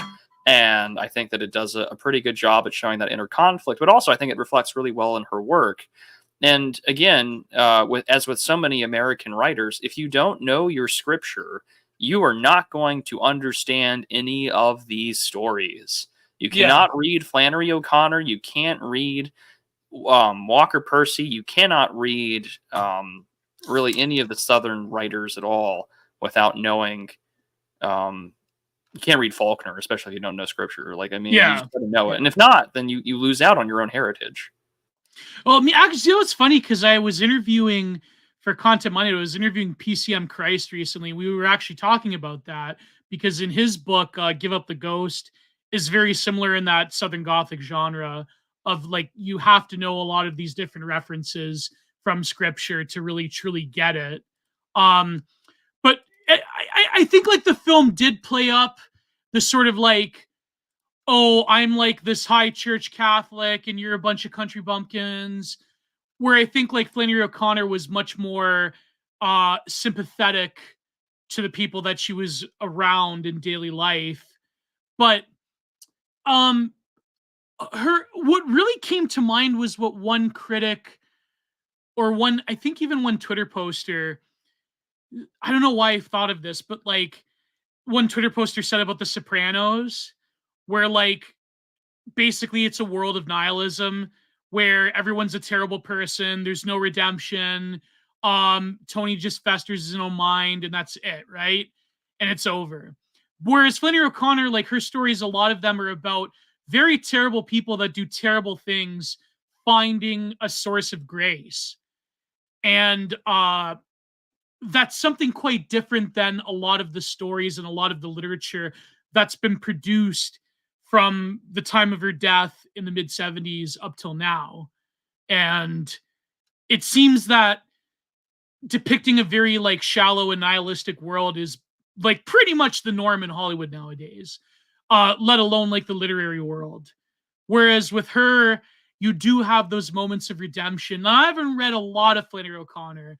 I've read like literary essays about her, but yeah. So I think, like, it's very different than what you get with, like, modern novels or literature pieces. And I wonder if there is even a space for a type of writer like her nowadays, or if the modern literature world has just become, like, so damned and paused, and you know what I mean? So, I mean, certainly there's a lot of authors in our scene that have, like, for example, when you read PCM Christ's new book, or when you read, like, Marty Phillips' Millennium, you do have, like, there is, like, a longing, but there's also, like, a source of, like, mythopoetics there.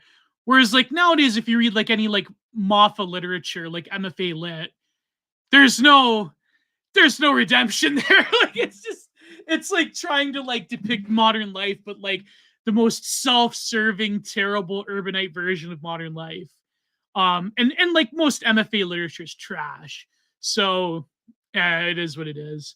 Well, I think that that's a very good thing to point out in contrast is that, you know, the Christian realism of Flannery O'Connor that still wants that emphatic, you know, emphasis on passion, the passion, suffering, grace, but also to redeem or to suffer for your creator. Because obviously, you know, if you were for the world, or if you were to be part of the world would love you first, as Christ tells the apostles. And it's just like, you know, Flannery's work is very adamant about that. Like you're going to suffer, you know, like there's some violence and there's some bloodiness to it. And I mean, it's what makes it interesting. But on top of that, right, like you compare it to today, or any sort of lit and short stories that comes out, you know, there's the emphasis on the mundane, the emphasis on the misery, because really that's all that we can do is commiserate, because we have thoroughly as a culture sort of rejected the idea that there is a redeemer or that there is a way towards salvation. There is sort of this like Pelagian ghost that haunts the room that like, well, you know, we're all naturally kind of good and that we can logically figure it out and we don't need the grace of the Lord to, you know, come upon us in order for us to be good. We can do this ourselves. And that ghost, I think, kind of haunts not just literary movements in general. There's a great book that was written in the 60s, this overpopulation dystopia called The Wanting Seed, that has a cyclical history with relations to Augustine versus Pelagius in England. But at the same time, I find it interesting that so much these days focuses on this like meta narrative about how awful things are on a world perspective, and again, things are so much based on belief, anyways, and so really people have said, well, you know, this is how it's going to be, and I might as well just get my yicks in and do it too, right? And I mentioned yick deliberately for that god awful RPG that somebody made. You know, it was like a postmodern role playing game, and I'm like, yeah, but this is the most millennial like Norwood 5 coded thing I can imagine being made. But it's so fitting for this time, day, and age. And it's like, okay, well, like obviously this is the way that things are going to be, and we have to deal with that. Which is why I think when, you know, I think about like the movie Seven, or a lot of these films that are trying to address religious questions in like the 90s. There's no grace there whatsoever. It's not even about grace. To me, this is sort of my running theory in chat, or you can tell me if I'm wrong, but like, I think that a lot of those movies that sort of touch on religious themes are supernatural as well, I guess if you want to take it even further into the TV. X-Files, in the X-Files as well, or the TV show Millennium that had the short run that, you know, had the guy who played Bishop in Aliens. Dead Zone. But what do all these things cover, right? Is that we have the imagery, we have the vestments of them, but there's no grace in them because there's a lack of belief. But not just a lack of belief, there's also a lack of understanding outside of only a lit crit's perspective. You know, like there's no. It's sort of like looking back at your ancestors' work, and it's like, oh shit, I don't know how to build this anymore. I don't know why they did it this way, because you've lost that tradition and you're kind of like fumbling in the dark with this puzzle or this Lego set, trying to recreate it for your own literary value or your own entertainment value. And you can only create a facsimile, a shadow, an imprintation, but never anything that matches the substance. Like a good example of this would be comparing the 2015 or 2016 remake of Ben-Hur that came out a decade ago, in comparison to the original Ben-Hur. Oh, that was disgusting. You know, like it's a disgusting CGI slop fest, and I'm always upset because no one has ever finished like the book Ben-Hur in a movie form, because like both of those movies are kind of like shot for shot of the silent film, but also that, you know, they both end with the blood of Christ going into the leper colony, and Ben-Hur's parents, mother and his sister, are saved and healed from leprosy. But, you know, the book doesn't end there. You know, Ben-Hur is returned to wealth, and he is actually one of the early funders of the catacomb churches in Rome. And that's how the book ends. And it's really beautiful. It's one of the best pieces of Christian literature ever written. It's actually one of the few pieces of American literature ever to be blessed by a pope. And so it's just like, oh, we have the form, but there's no substance. Yeah. We have the imagery, but there's no belief. We see the icon, but there is no veneration offered up to the prototype. And I think that, so when I see this film, I do see a genuine attempt, however difficult or however close it misses, however close to the target is up to debate for the viewer. If you want to watch this movie, I would recommend that you do. That whether it misses the mark or not, it does earnestly try to give some honor to Flannery's faith in ways that I don't think a lot of other films do, like First Reformed or something like that. Like those movies are. Well, you mentioned Seven. Like, doesn't Kevin Spacey's character, the serial killer, doesn't he like basically win in the end? Yeah, he does. Like, you know what I mean? Like, he basically wins. So, that was even when it comes to, I guess you could say like a feminist critique of it, when it comes to like how Flannery O'Connor was willing to depict the female experience, both with, exuality, but also like the sort of like depths of female madness, but in a way that was defined by her faith, rather than, for example, if you were to use the other famous like femcel, litcel author, Sylvia Plath, which, by the way, someone paid me to review her book, The Bell Jar. The jar? What's it called? The Bell Jar? The glass jar? The glass. I'm just giving you a tough time. No. No, I have it right here. Because this week I'm recording finally the Canonical for Leibowitz review. The Bell Jar, I was right. The Bell Jar. No, if you compare it to the Bell Jar, which is a very stunningly honest portrayal of female mental illness and the sort of disintegration of relationships and so forth, you don't have that same tone in Flannery O'Connor. There is always something of the divine that comes into play. Whereas with Sylvia Plath, you could almost say it's like suffering upon suffering upon suffering, and but a particularly like uniquely feminine form of suffering and mental anguish. So I think that's also a very interesting thing. But also, like, when it comes to faith itself, like, I mean, I'm assuming that the Orthodox view of grace is similar to the Catholic one, or am I wrong? There's some similarity there, yeah. We've got about 1,000 years of history that we share together on that issue, but also that I'm sure it has significantly changed since our split. But there's a lot in like Flannery's work that I see and that I relate to and that I understand and what I can read in my own literature and scripture. So yeah, there's a similar view, but also quite a bit of difference. Yeah. So, okay, so but okay, how do you deal with it? Because someone that grew up in the South. I mean, if you were to consider Texas the South, quote unquote, and you can't ask me that question, man. Like I grew up as a third culture kid, and so I meet the definition of a rootless cosmopolitan without the anti-Semitic connotation that people use with that phrase. It's just that I can relate to it when I go to family gatherings, and I did a video on it a couple of years ago. But I mean, you can't escape your blood. And I mean, even Flannery talks about this in the movie, but also in her correspondence and her letters. You can't escape where you're from, So like, even though I lived in Europe, I've lived on both coasts. I lived in cities. I've lived in border towns. I have been all over. I am now finally settling into a place that I hope to call home for the rest of my life, Lord willing. That yes, even though I found Christ and his church in a way that my grandmother does not like as a very devout Southern Baptist, I know that I can come from liturgy to go to the family cookout at my grandmother's place and be surrounded by people that, enjoy their sin, enjoy their overalls and working on four-wheelers and things like that. Things that I'm also into, but I'm also into, you know, this sort of stuff or iconographic painting. But I know that those are my people, that is my blood, that those are my kinsmen, and that is my family.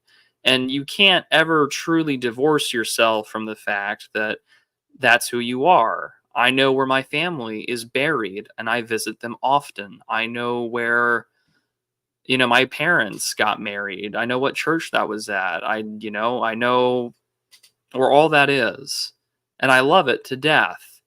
But I didn't grow up with it because I wasn't around. So I can only love it in the sense that you love a legacy that was given to you, and you should never, ever throw it away or hate it. And that's so much of the difference between, I think, people like myself or the hicklib or the kid who does a TikTok video on how to talk to your Fox News loving uncle, right? Or that like Kamala Harris aide that was doing the like, it's my turn to talk now. You know, we have to share with other people. Like talking like you're talking to a toddler. that guy that debated Nick Fuentes. Or, no. Well, this was a woman video. Like that, I think she went private because of it all, because it got exposed by like Charlie Kirk and whatever. But the point though being is that you have there's that self-hatred, a deep self-hatred, and a hatred of where you came from, and a hatred that actually it's okay to betray your family.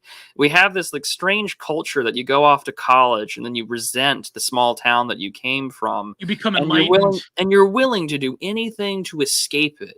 And you essentially allow yourself to become Judas Iscariot, whether it's a degree or a chance to live in the big city or to become a project manager somewhere and to never settle down.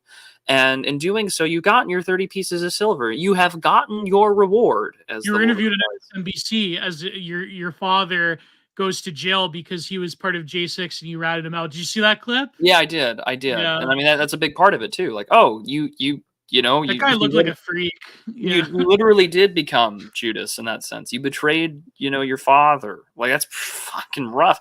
And so on top of all these things, right, like I think that the movie, as well as sort of like many writers or many Southern, I guess, Catholics or Anglicans or Orthodox people, is that like there is a deep love of where you come from, and you work with what you have because you love them. You know, you love them no matter what. You know, my grandmother and I have spent many times where I'll visit her on a Sunday afternoon after church, and we'll have dinner together, and we'll just have long talks over the Bible or life or how we grew up and what things are like in the world, or her questions and fears about things. And I see that a lot in Flannery O'Connor. I can't relate to it entirely because I'm not a woman. And I didn't have, I mean, I have my own health problems. I don't have lupus, but like, I have a distinct, I get her. I really do. Maybe not in the way that a woman can, but I do enjoy her in the same way I enjoy Faulkner, or that I enjoy Walker Percy, or that I enjoy so many other writers from the South, especially those that cling close to their religion. It's just because I get it. But at the same time, I never will, because this isn't home yet for me. You know, I'm still trying to get roots settled in my own way. Like I'm very much like a foreign organ in a body itself, because I never got to live in one place for particularly long, and now I'm finally doing that. And it's like, oh well, I'm doing that as I'm about to turn 29, and not because you know, like, it's a strange thing to consider. And again, it's part of what makes me who I am, and I thank God for it. But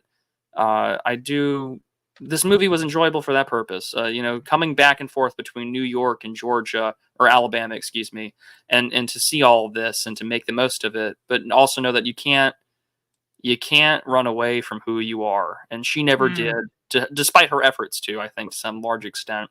You know, it was funny. I was reading these articles about her, and she had said in one of her correspondence that Cassius Clay, you know, that black man, or the, not the hard R, but the one that ends in O. I don't know if I can say that on YouTube. He's too good for the Muslims. You know, that was sort of her appraisal of him, and it's interesting things. So I don't think you can cancel her, but the movie does have some of those little revisionist, anti-racist .tm moments, but it's still overall a movie well worth watching. No, yeah, but what I meant to ask was in the present tense of like you coming from like a Southern Baptist background with your family, but choosing to be a member of the Orthodox Church, if that like if that colors your sort of view of things, and the way that, for example, a Southern Catholic would relating to people that are of the Protestant faith every single day, or is it just something that like you and your family sort of like agree to disagree with, like especially your grandmother, or do you have? I mean, I'm sure you probably have a sympathy for that religious view, having grown up around it, or at least Oh, I partially. certainly do. Yeah. Yeah. Um, 'Cause me, I I grew up in like a pure, like a town that's very Italian, very Catholic, the Catholic church right down the street from me, sort of deal. Not to dox myself, but who cares? But yeah, go ahead, Prude. Yeah. no, I mean, like, I think the person who I argue, or I don't even know if it's an argument. I think it's just that standoffish agree to disagree thing is actually with my mother more Oh than yeah. anyone else. Well, because she and I, like, we'll talk about something and then she'll bring it up. Um, and it usually will conclude with my mother telling me I have religion, but she has faith. And I find that to be such an interesting Mm, contradiction in terms, because it's like, well, yes, I have religion, but so do you. But also, I have faith. Otherwise, I wouldn't be part of said religion. But I get it. The difference between an establishment or a church that she sees as very Catholic. While it's it is, but it isn't. But at the same time, like she's a Southern Baptist. She always has been, just like her grandmother. And so, we have two radically different views on it. So it's an agree to disagree thing. My parents are, they're still very surprised all these years later that I found myself coming back to any form of belief at all. mm, I think that they were even more surprised that that I had found Christ and his church, and to be a member of the body of Christ in that way, that they were, I think, very surprised. But again, when you encounter and you're kind of aware of your own error, and I mean, like my early 20s, when I knew that, like, oh, I'll have to go through all this hell of like dialysis and transplant or whatever it's somewhere in my youth and not when I'm old. And I was like, oh, well, like I might as well just like drink and enjoy life and to sleep around and to do all these terrible things. And then, of course, you're humbled by being told in the ER, like, oh, no, you need to get plugged in or you're going to die in a couple of days. And then so, I mean, that kind of brings you to your come to Jesus moment real fast. But even mm. prior to that, you're kind of wanting to explore and understand, well, why do these people believe, or why do they feel the way that they do? And so, you start seeing other places and you start trying to make sense of things. And I mean, I am where I am today, and I thank God for it every day. But um, so I guess when I'm around people, it's always interesting because where I live, it's still very much a church going place, both where I work at and where I live. So you can walk in a gas station, or you can walk in the mall, or you can go anywhere and you can see people wearing their crosses on their necks, or on their necklaces very openly, or T-shirts from their churches and things like that, or going to these like fall festivals, and you have these vans from churches and so on that bring people to go out into these public events, and it's nice to see that. And Yeah. again, I tell people all the time, like, really, one of the things that really radicalized me, and I don't even think it's radicalism, I think it's just making sense of the world, was moving to a place like this that had really been untouched by some of the worst aspects of modernity. Because, I went from a border town where my ex-girlfriend and I, at the time, were living together. She's like, oh, well, let's talk to the neighbors. And it's like, the neighbors don't speak the same language as you, and they don't want anything to fucking do with you. Like, there's no trust. Yeah. Yeah. Now I live in a place where parents go to PTA meetings, they talk about their kids, they all go to church regularly, they take care of one another if a tornado comes by or something like that. And I realized this has to be defended in every way, shape, or form possible, because this doesn't exist in most places anymore. And that was like a really radicalizing moment for me. Yeah. And so that's sort of just how I view things in that respect, is that, yeah, I may be a foreigner in my own homeland to some extent because of how I was raised and where I've found my understanding of life and faith. But I'd happily, there's no greater love than to lay down your life than for one's friends. And I mean, I would do that for these people. I do it for my family in a heartbeat. Yeah. But I think too, when I think of certainly like the literature in our scene, that there is, like in the 20th century, you have a lot of novels and a lot of writers that depicted a lot of these sort of like traditional communities that were being taken over by a very hard to put your finger on spiritual sickness that was going to overtake them and swallow them whole.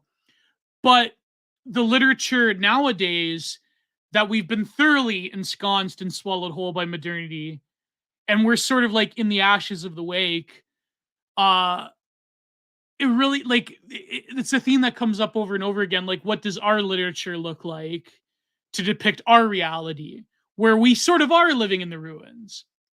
Maybe not like fully yet, but it has a different tone than, say, literature depicting the sort of ruination that's about to come. When you live in the ruins, that literature and that artwork looks very different, right? Um, there was this one writer that I think said something about my painting recently. This is like a few years ago, about like Gio has all these critiques of the modern world, but yet his artwork comes off as very like pastoral and like something like, seaside paintings or whatever. And I was like very taken aback by that, because I think like it's hard to really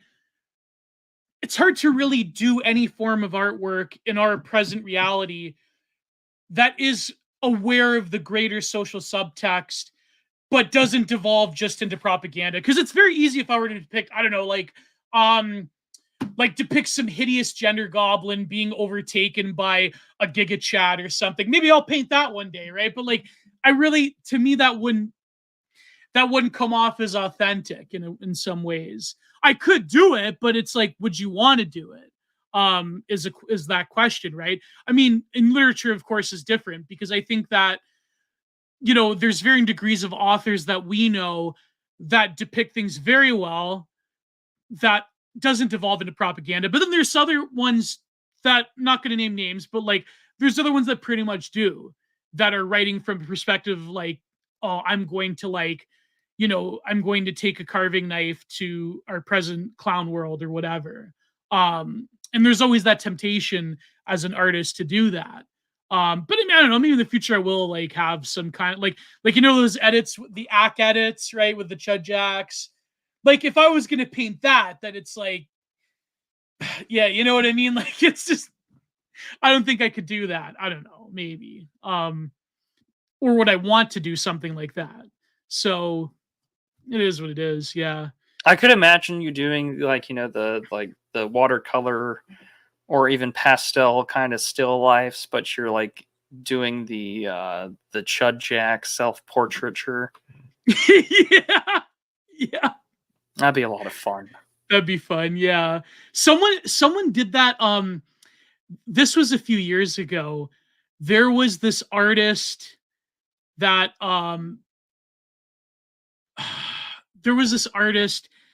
she's like this libtard. Her name is Mac Bryn, and me and Stout, we did like a style talks back when we used to do them, on her painting. It was like 4 paintings of still lifes, but like one of them was like one of those like made for woman dildos next to the Plan B pills, next to tampon. Like, it was stuff like that, and it was supposed to depict like the modern millennial woman, and it was like total trash, right? And even artistically, it was like very stilted realism, where like you could tell that there wasn't like a lot of depth of tone, because she was trying too hard to be illustrative. You can still find it on my channel. If you look up Style Talks, you'll find it on my channel. But I'm thinking, like, imagine if like a frog would paint a still life of the modern accoutrements of, like, I don't know, you'd have like a stack of books, and one of them would be like harassment architecture, and you'd have like a I don't know, like a Chudjak figure or something. Like it would be something like that. You know what I mean? Well, isn't this what like Apostate Gallery was trying to do before they had to close up shop? Like the curated selfies of Thomas 777. There was that, but even way before with the infamous LD50 gallery was trying to do that as well, which I believe Parallax Optics had some hand in creating as well. But that's ancient history. Let's not bring up LD50. Oh boy. Yeah. But they did have installations like that about like selfies and very like frog adjacent type of artwork that was very like terminally online. And it is, yeah. I mean, there is a problem, I think, with frog adjacent artwork. I've said this for years now. If you look at my old blog posts on WordPress, I've said it for years. Your frogs got problems. There's a problem. Buy me another pack of Winston's. Daddy's got to paint. There is a problem. There was something you said that was sort of, it was funny, but it was you said like, what do you expect us to do? Why don't you drop your paper? Oh yeah, because you were just like, is everyone? You were complaining like, is the DR just gonna watch and fiddle while Rome burns? And I'm like, well, it's like the Mickey Mouse thing. It's just like, will you fight or will you die like a dog? And it's just like, well, Gio, are you gonna put down your brush? Are you gonna take up arms? Are you just gonna sit there and sputter? You know, like what are you gonna do? I don't know. I'm waiting for something exciting to happen, I guess. I think Morgoth had put it perfectly in his essay about the election. Yeah. Where he had talked about how really the rest of the world is kind of waiting for this procedural kabuki theater of the American election to play out. And I mean, even I'm feeling the same way. I hope to have this essay out later this week. There are wars that are being determined by this fucking election. There are wars being determined by, well, I mean, the same thing happened with like Vietnam. Wars are determined by elections, but also like that you have essentially everyone's waiting with bated breath for it to play out. We're all waiting. Yeah. And because once the die is cast, you know, that's it. It's set. Yeah. And, you know, like I would like Trump to win because that buys me 4 more years of relative decency to prepare. Because if not, as we saw with all the last year, really this whole administration has been what feels like either total domination or complete lack of confidence and control. So we're going to put the accelerator down and just go full speed ahead. Like the Haitian stuff, the immigrant stuff, the border, everything, this entire administration. You know, if we get another 4 years of that, and by that point, the last election, and some would argue the last election was 2016 or the last election was 2020. Yeah. Some would say it's even earlier. But I mean, the point being that if last election was 2000, you know, right, or whatever. But like the last election was 9/11. But like, you all of a sudden have to realize that, oh well, I don't have any more time, and I got to make do with what I've got and move faster and start being smarter. Whereas, you know, 4 extra years to plan ahead and to be smart about it would be nice. And I mean, conversations I've had with colleagues, both my age and older, like, yeah, it's everyone knows something bad is coming. And they just don't know when the world stops turning, the hand of God has struck the hour and things like that. Well, like I was saying before, I was trying to say, like, the problem with like frogs trying to create art is that a lot of it does devolve into propaganda. I've said this for years, but I think that's also an extension of discourse, because if Trump loses, I mean, I predict a chaos as people try to scurry around for solutions and answers. And there's going to be a lot of very, I think, soul searching on the online right if Trump loses. But that being said, I mean, there was one thing I'm thinking about right now. I know it was straight from the movie, but like, there was, you mentioned the thing about Kamala doing these interviews, right? Where people were saying like the recent one she did with that guy from NBC, was it NBC, Prude, the black guy? What's his name? I think it was 60 Minutes.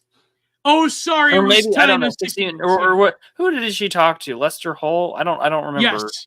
Yeah, it was 60 Minutes. he said about like, I've been covering the border for decades now, and the way, and it was that one, and it was the one about Helen, Helen and Asheville, about like, well, if the resources are in place and the things are going by as they are, and then she meant the board like, oh, we're focused on solutions. And all of these NormieCon accounts, they really made a lot of hay out of these interviews. They'll be sharing clips on Twitter, and I'm assuming Facebook as well, about how she's like this mouthpiece that doesn't really have anything to say, and she doesn't know what she's doing, and she's not like really politically insightful whatsoever, and her talking points are basically like watching paint dry on a wall. But when you really think about it, that's not the line of attack. The line of attack is that, in actuality, when it comes to the current arrangement of the global transnational progressive empire, which centers in Washington, she's the perfect candidate. She's the perfect mouthpiece. She's the perfect script reader, more than Obama even, because you don't need somebody with a brain in their heads. And to expect her to have any political gravitas is sort of like a fool's errand. It's not really going to happen. When in actuality, when people were like, there was this one tweet by James Kirkpatrick that said, the fact that it's gone so far that she's a serious candidate really reveals how bad things are. But when you look at the development in the political history in the 20th to the 21st century, the way that the managerial class has sort of gone, she's like the perfect culmination of everything. She doesn't really need to have a brain in her head. She's the perfect scriptwriter. And so actually she is the candidate that is perfect for the job, not Donald Trump or anybody else. So, you know what I mean? I hope I'm like making that point clear about the line of attack shouldn't be that she doesn't know what she's saying. She can't come up with a really memorable political line to save her life. She doesn't need to, because that's not her purpose. She is purely the mouthpiece of a regime. She's not, you know what I mean? Like she's like any other manager, like you have in the UK, like you have here in Canada or in Australia or in parts of Europe.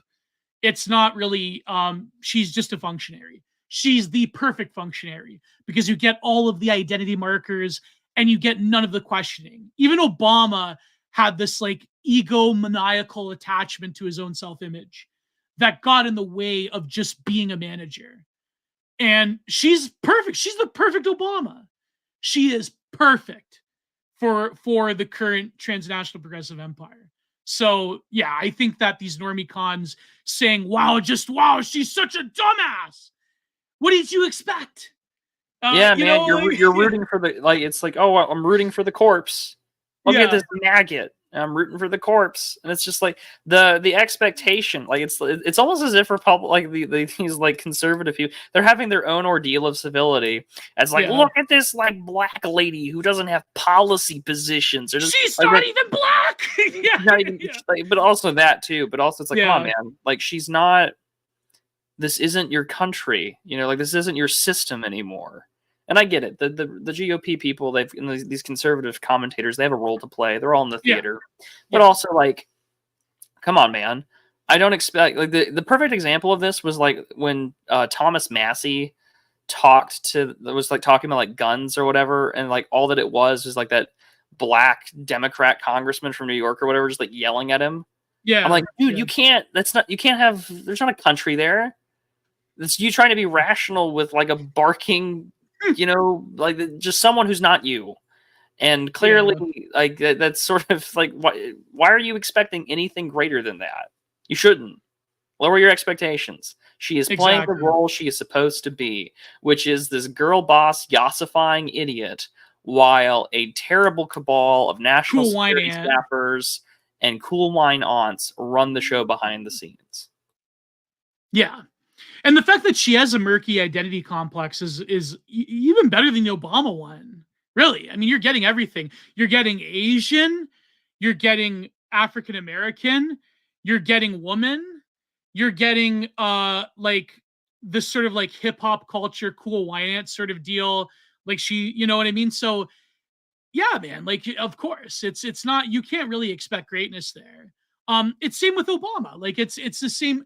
Oh, I can't really say the same for Clinton, because Clinton, like, he did have a brain between his head and he did say some memorable things, even though he was evil, of course. But like, I don't know. I mean, even Obama, for all of his intelligence and all of the marketability of the fact that he was an intellectual and he was marketed as this great orator, I said this in my book, you can't really remember something that is memorable apart from the gaffes, apart from like they cling to their guns and religion, stuff like that.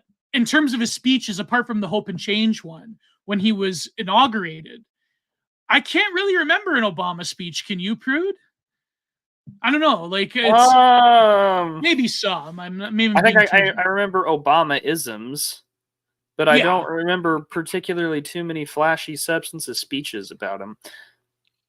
The David Garrow article was really apt about he was the author of his own self. Like, yeah. Well, he was the author. I mean, and also keep in mind the people he had around him, from like David Axelrod and there's Rhodes. That great. Remember that great like Obama era graphic where like all of Obama's staff were related or had ties to the media, and it's just like so that I mean he really was. If you want to talk about like the whole media run state thing, Obama was the head of state of a media ran country for 8 years. Yeah, pretty much. And it was like wall-to-wall coverage too. It was like 24/7, I remember. Yeah. So it was something. David Axelrod worked in the media too? Yeah, I mean, I think he's on what, CNN now? Oh my God. One of the major media companies. Like, what a slime ball. Like, you look at him, he looks like a slime ball, man. Like, but he was a hatchet man. Like, he really was, like, him and Ben Rhodes. Like, Ben Rhodes is a disgusting creature. And he's got that Pod Save America. Like, it's just and then Pod Brennan, Save America, and I think there's the Know Your Enemy pod or whatever. Yeah. Then you have Brennan, that evil communist in the CIA. It never ended. It never ended. But anyways, the deep state never ends. Blah, blah. Yeah. I hate to say it, but like I don't want to deliver too much of a black pill, but I do. It's kind of over. It's kind of over. Yeah. So why don't you eat your double chocolate chunk cookie and enjoy that it's over? That was such a great Spencer clip. No, but I will say this: for all of the things that you can criticize him or appreciate, he is very entertaining. Yeah. Richard can be very entertaining. He was in the Hegelian e-girl space last night. It was just, I was stunned. You, of course, would know you were stalking. Shame this man. I was listening anonymously. This man. Go to confession.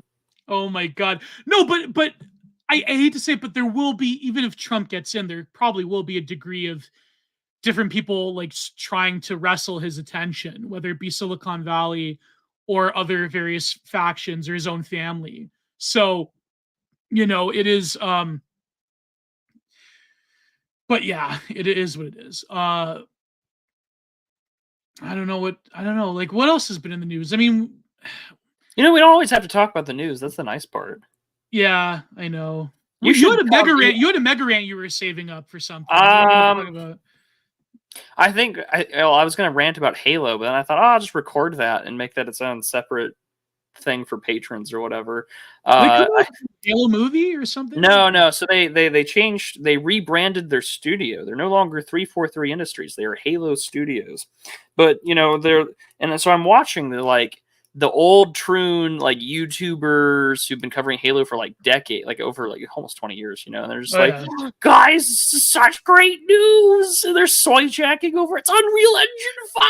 And it's just like, okay, they're still they're still gay as hell, man. What are you talking about? Like, why are you? I was like that you kid saw with the some Fallout jiggling game. keys. You saw some jiggling keys, and they were like, "Oh, do you see these graphics? Do you see these rumors? Isn't it so exciting?" And I'm like, "I'm sorry, isn't the director of your studios like a large black woman with like dyed hair and pronouns in the bio, and they're fully committed to diversity, equity, and inclusion? Like, what are you soy jacking over? Are you that desperate for a crumb of content, for a crumb of your golden years as a 12-year-old shouting the N-word on Xbox Live over Halo Reach, that this is all that you think you're good enough to get? You should be ashamed of yourselves, but I get it. You have the almighty dollar to make on those YouTube channels and your Patreons and your super chats, that I, for one, will remain jaded and black-pilled and clear-pilled on the issue, because no, it will be bad. It will suck. And if they're going to go ahead and try and remake Halo CE for its 25th anniversary next year, or 2026, then I'm sorry. I think that if you want a Halo CE remake, I'm going to give you 3 right now. You can go play Ruby's Rebalance for CE. You can go play Halo Combat Revolved, and you can play like Halo Infinite Evolved. There are like 1 million CE campaign rehauls, the Havoc mod, the rest of them, that I think are a fitting remake or retelling of the CE gameplay loop that are well worth your time. I mean, the people that are doing mods on like I want to see I'm trying to get it filtered. Yeah. Oh boy. But like, I mean, there's so much work being done on the modding scene. It's like, that's how games are kept alive nowadays. And unfortunately, if you're a game studio and you're relying on like your quote unquote community to keep you alive, I'm sorry. Like, you can go the You've way lost of the the dodo. mandate of heaven. Well, Right you there. have. I mean, Bethesda's a great example. Oh, well, we love our modders. They'll fix this. And it's just like, when fucking Todd Howard does these like Skyrim things, it's just like he's playing with Sky UI. He's not even playing with like the vanilla version of Skyrim's user interface. And it's just like, dude, you could have fixed this. This is all Chinese to me, but yeah. You could have fixed all this stuff, but no, we love our modders. We love our community. It's like, okay, well, now you created a dog shit game, like 2 games in a row, and modders aren't going to save you. They're not. You mean to tell me modders are doing it for free? Like they're living the fantasies of gamers for the studio? A lot of them are. Or they'll get their own Patreon money and things like that. I think that some modders are probably worth supporting. Others I just don't, for political reasons. But like, it's sort of the way that the news goes. But no, this would be. What did you expect? You wanted your slop to be pure? Come on. You want your slop? You want your slop? You want your yellow ropes and arrows near the stairs towards those things that you grew up so fantastically and nostalgically because it was good gameplay? You, sir, need to go home and rethink your life. It's sort of, I will rant more about this later, but it's frustrating to see all these like guys soy jack over. It's like, guys, it's back. Didn't you see the flashy graphics, the faux photorealistic aspects of Unreal Engine 5? And I'm like, guys, you are all desperate. That was like that Fallout nerd who's like, oh, look at the graphics. Oh, they brought 16 times the detail. It's like, oh, where have I heard this before? Look at the graphics. That was so great. Yeah. I miss playing Halo from 2002 to 2008. Everyone does, man. Everyone. Who doesn't? I still do. You're never gonna have that. No, I had that rant though about. I had this. If you look at maybe I'll release the core report maybe this weekend about selective nostalgia, where like nerds, like Reddit nerds, they'll have like trad nostalgia over their like parochial thing, but they don't realize that you need the social conditions to truly bring those things back. Like, for example, wrestling fans are like this. You're not going to have the Attitude Era without Attitude Era like chud appeal late 90s, early 2000s culture. You're not going to have that.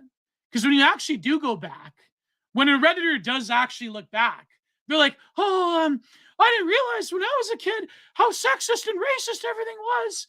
It's like, well, what did you expect? That was like that really annoying comic with a really ugly girl that's like, the 90s sucked, actually. You remember that one? about like movies in the 90s were so sexist so and transphobic. problematic, so transphobic. Yeah. And then also at the same time, you have these like, but also like these Zoomers and Gen Alpha kids. They're like, it's 1993, it's nice outside, and you can bake cookies in your own home. And it's just like, whoa, what kind of idealized world of 30 years ago did you grow up with? And of course, they didn't grow up with it. So they have this sort of retrograde nostalgia for something that they never saw. Yeah. Well, not just liminal space. And it's funny, too, because we were talking about this last night on the spinal catastrophism discussion, because there was this, I think it was Schopenhauer or Edward von Hartmann that had talked about how our dreams are actually our spines. You know, we're in spinal space that is now being projected onto a 3D landscape. Integral to dreams, yeah. Well, yeah. And so you would really, have you read the book? I think you'd enjoy it. If not, I'll send you. I've read bits and pieces, but I don't really buy into all this stuff fully, just because it's a very materialist understanding of how this stuff works. But by God, it just interests me so much. It's so fascinating. And at the same time, you know, so it's like, oh, maybe this is where we get this like fascination with liminal spaces, like these generational things. Not just because, ooh, spooky image, but also because like it speaks to this like subconscious spinal aspect, because that spinal space is liminal.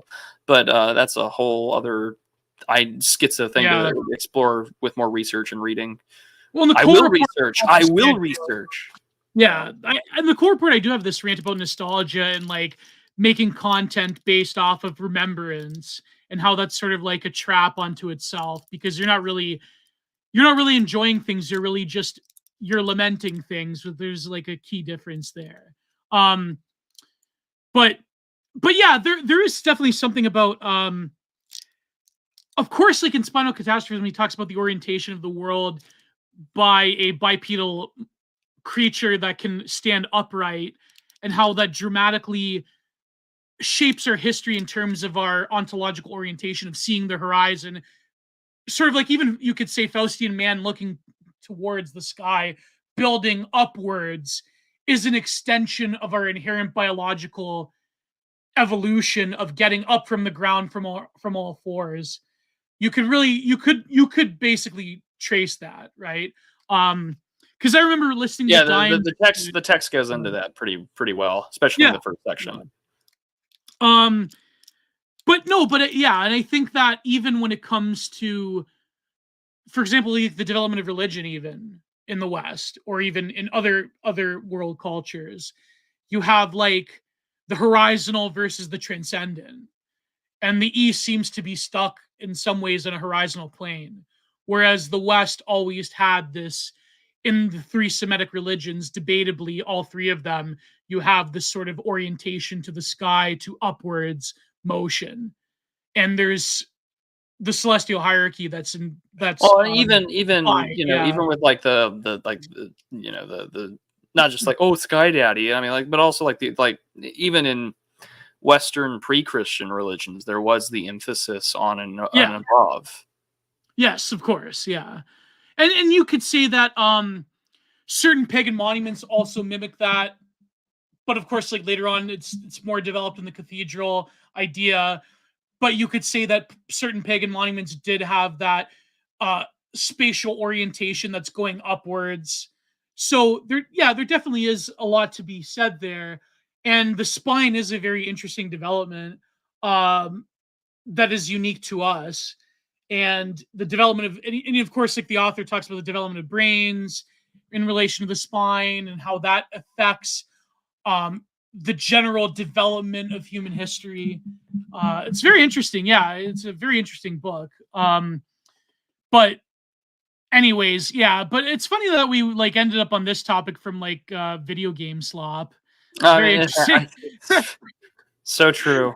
It's a perfect show. We have it so good on the Digital Archipelago. No, but even like the development, like I think I said this before, like, but video games are like the few mediums of content or art in which the sort of the originary primitive constituents of what the technological limitations for game developers at the time, that was actually the true art that was abstract, whereas like as video games venture off into more ever increasing forms of bitrate realism, the magic of video games dies.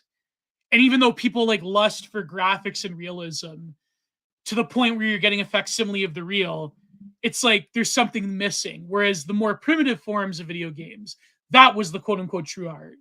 And it's very interesting. I think you can still have good art today. I just don't think I have yet to play a game that kind of captures like super photorealistic graphics that I can kind of get enraptured with. They're very like that's not true. I mean, like there's some tactical, heavily milsim-esque realistic shooters that I can get lost in. But I mean, a lot of those are just indie kind of titles and still work in progress projects.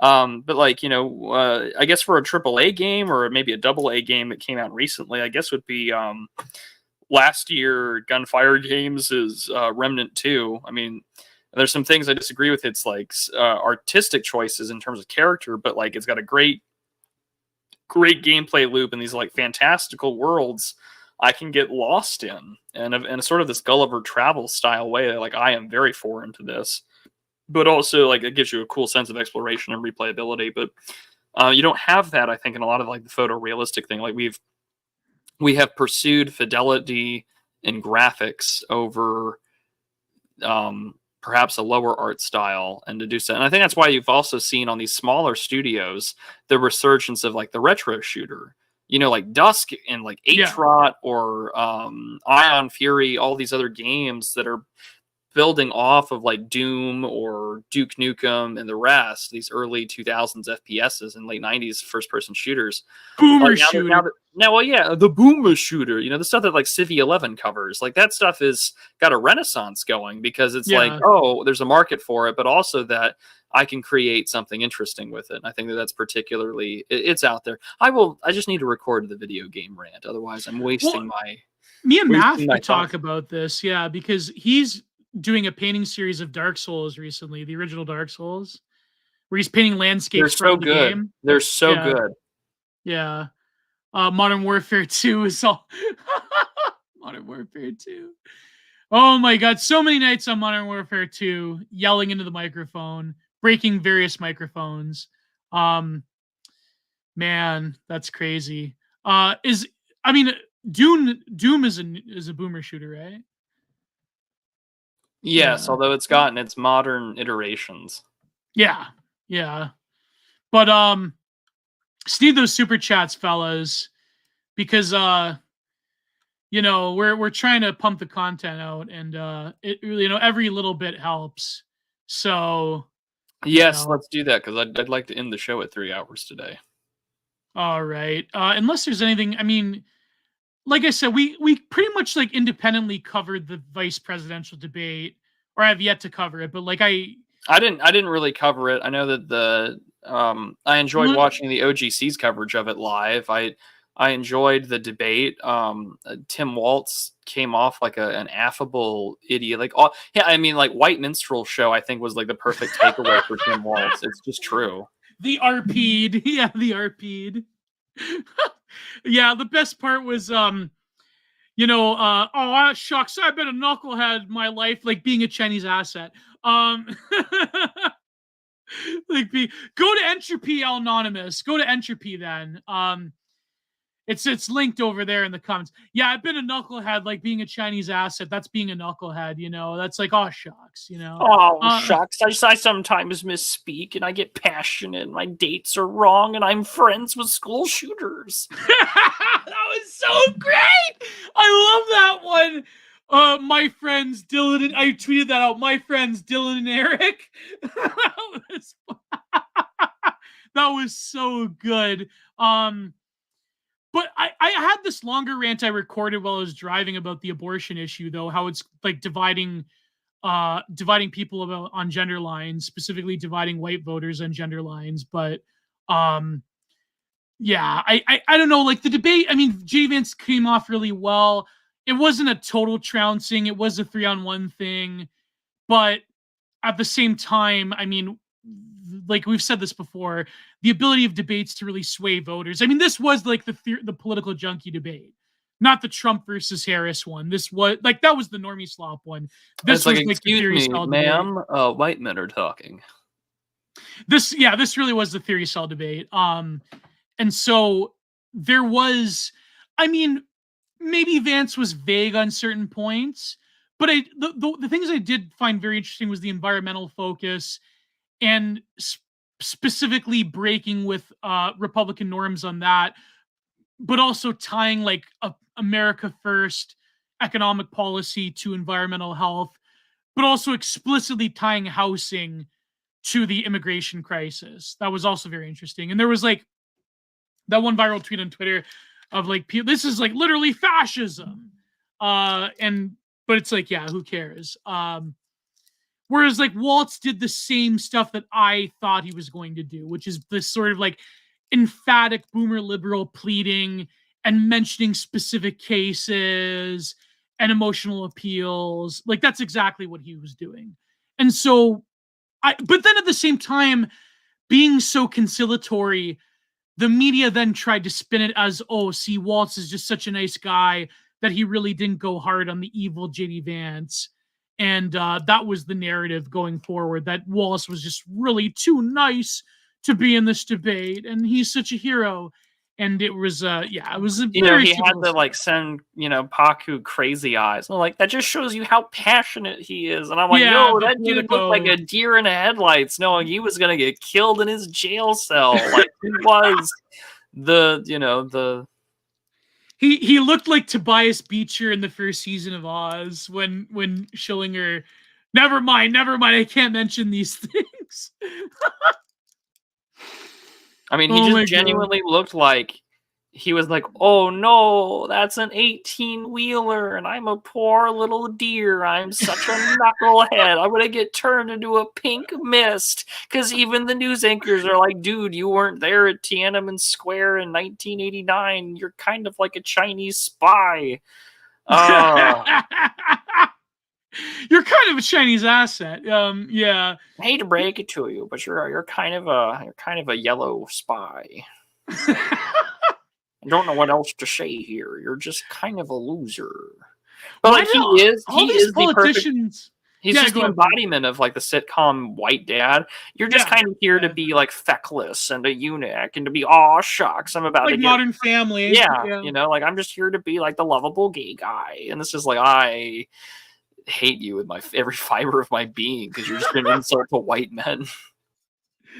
Oh my God. No, but why are all these politicians, they have such a fascination with China? Like even Republicans, because there is like China hawks in the Republican Party. But like, for example, Nancy Pelosi's husband. But like China is a genuine geopolitical threat to the United States. Yeah, definitely. No doubt. And I mean, like, consider like you can talk about like American investment and other ethnic groups, but like, if I recall correctly, per dollar amount with regards to investment in ESG and DEI in America from foreign companies, China is number one by a huge margin. And the same thing with like video games and the rest. Like they are a huge investor into these sort of, prog movements. And it's funny to see like James and them like talk about like, oh, well, the Chinese, they want to take advantage of like stoking like reactionary and ethnic disputes in America. I'm like, yeah, they do. But like also they're on the side of the progressives. Yeah. Like I hate, like, if I wanted to tackle like a multi-ethnic society, I would do that. And I would just sit back and watch like Helter Skelter take place. Yeah, no, but that's what I mean. Like, I don't, how should I say it? I'm not like of the like China hawk thing where like, I mean, they definitely are an enemy of the United States in terms of economic warfare and so forth. But in terms of like, oh, let's go invade China, like, that's not what I'm about whatsoever. I think that would be a civilization ending event if America were to go to war with China, or the collective allies of the West were to wage war against the BRIC nations.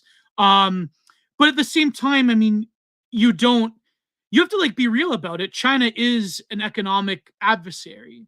And I think that it is very strange how a lot of these politicians, whether it be here in Canada, especially Australia, and in America, have a lot of these weird ties to China. That is definitely a committee for un-American activities level research project right there for Congress. So yeah, it's very interesting. Yeah, I mean, like, well, and again, I know a lot of people like to get into this like false dichotomy. It's like, oh, he focuses so much on China, he doesn't focus on the other country that has a lot of lobbying influence. Yeah, no, they're both equally terrible. And because America is still this imperial power, it will always have its politics be subject to foreigners currying favor and influence and power. And yes, that means the Israelis, that means the Chinese, that means the Taiwanese, like the Epoch Times, that means the Ukrainians, all sorts, and it means the Ukrainians, and it means also Ukrainian Jews. Like, they're all there. But again, like, it's a multi-front problem, and it's going to be here for a long time. Like, also keep in mind, like, our Sudanese, like, our policy with regards to Sudan and Ethiopia and these countries that are having civil wars, they're entirely dependent upon the ethnic groups in diaspora that are in this country lobbying the government to do so. Yeah, and because like they don't like certain things that are going on, it leads to some weird political coalitions in America and its foreign policy, like especially in Africa. Yeah, like who said in the chat, TB88, Chinese and Russian propaganda is generally awful. Yeah, Russian propaganda, like, the fact that they did fund like ineffective coalers, or they fund like weirdo MAGA communist people, like, the Chinese, the Russian and the Chinese foreign offices, they don't have put it this way, they're not very clear in terms of like Western memes. So, I mean, when it comes to like Russian propaganda, they're like pro-Russian accounts on Telegram that do the meme game better than like the official channels. So, Western nations are incredibly porous when it comes to foreign influence. Do you remember this, Prude, where it was during the 2021 hysteria over the church burnings that led to the church burnings, the mass graves. There was a Chinese Communist Party backed publication that had this poster that talked about the G-word-eyed of the Canadian Indigenous people. And I remember, like, they obviously got clowned on and dogpiled, but like that was direct foreign influence. That was like direct, like, meddling in the cultural political affairs of Canada, to like divide people. Because I think that when it comes to the Conservative Party in Canada, there certainly is a lot of China hawks. Not to the same degree as is in America, but there certainly is people, this sort of like, normie con FUD of like, oh, the Chinese are they're running things, man. There's a lot more of that in the Conservative Party than there is half of the Liberal Party I think it's also one of the safe. It's a politically safe thing to be hawkish about. Yeah, because you can't be like hawkish for the Middle East, but also like it's awkward when you are hawkish because it's like, oh, you're bought out. But if you talk about China, like, you can sound reasonable. Like, I don't think, for instance, like one of the smartest like sort of realists in the room is like Elbridge Colby, and he worked in the Trump administration. He's not nearly as like overtly politically right wing. He's just like, no, we have serious deficiencies in America's national security infrastructure I'd like to fix, and it also involves addressing China in a way that doesn't get us all killed. But nevertheless, it's a serious problem because, like, again, it's an empire, which means diaspora and foreigners and millionaires of rich countries and other internal problems are going to do what they do. Yeah, and like the Democrats in the States, I mean, even worse, actually.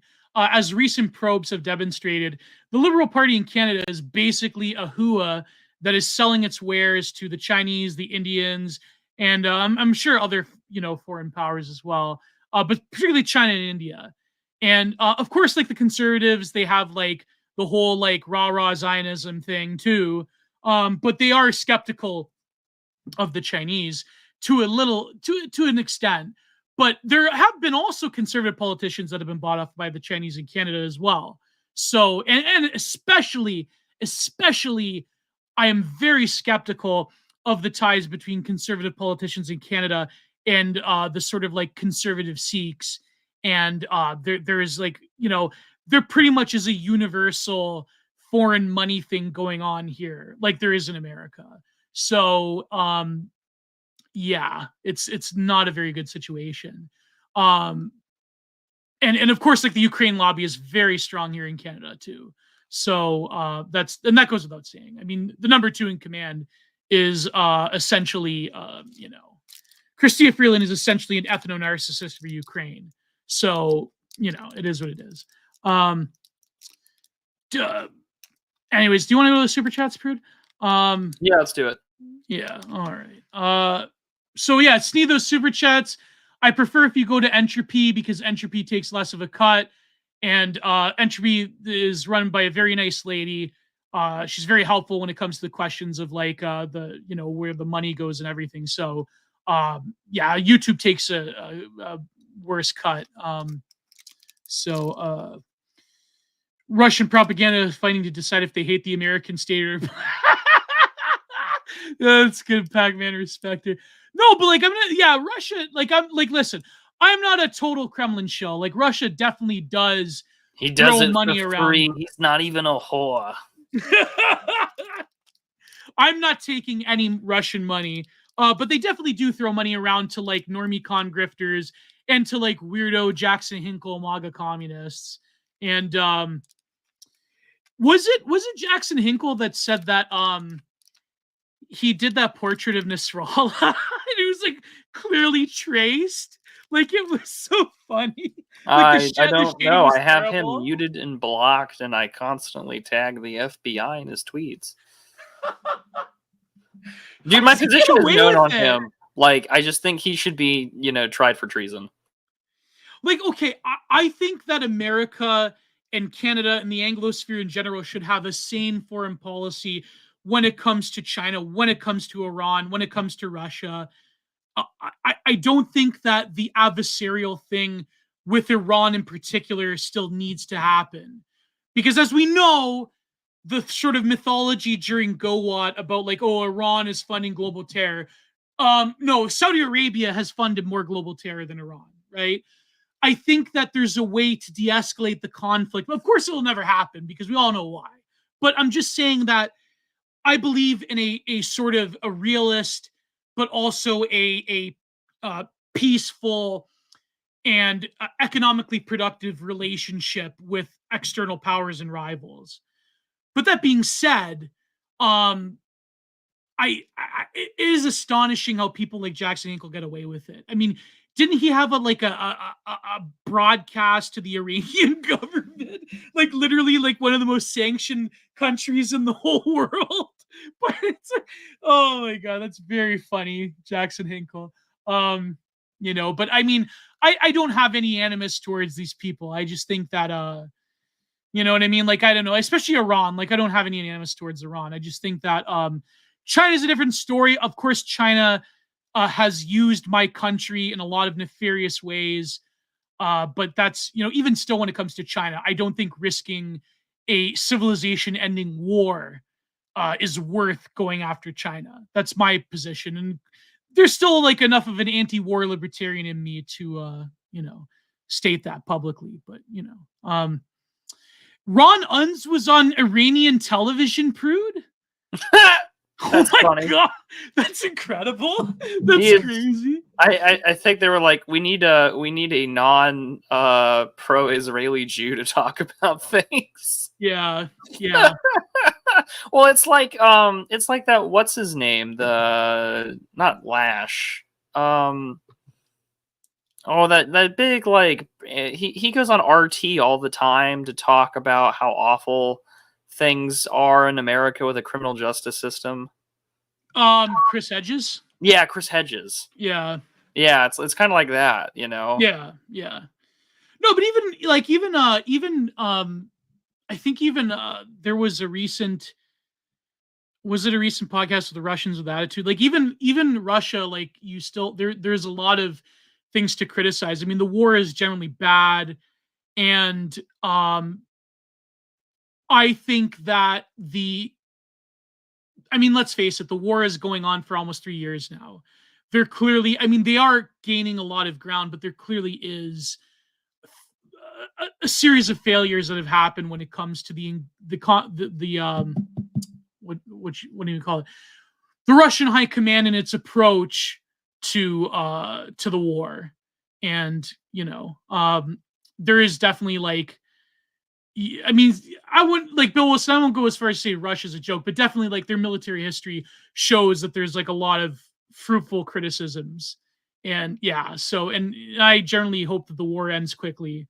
And even though I think that in all realistic estimations, especially if Kamala wins, I predict the war will go on for at least another year.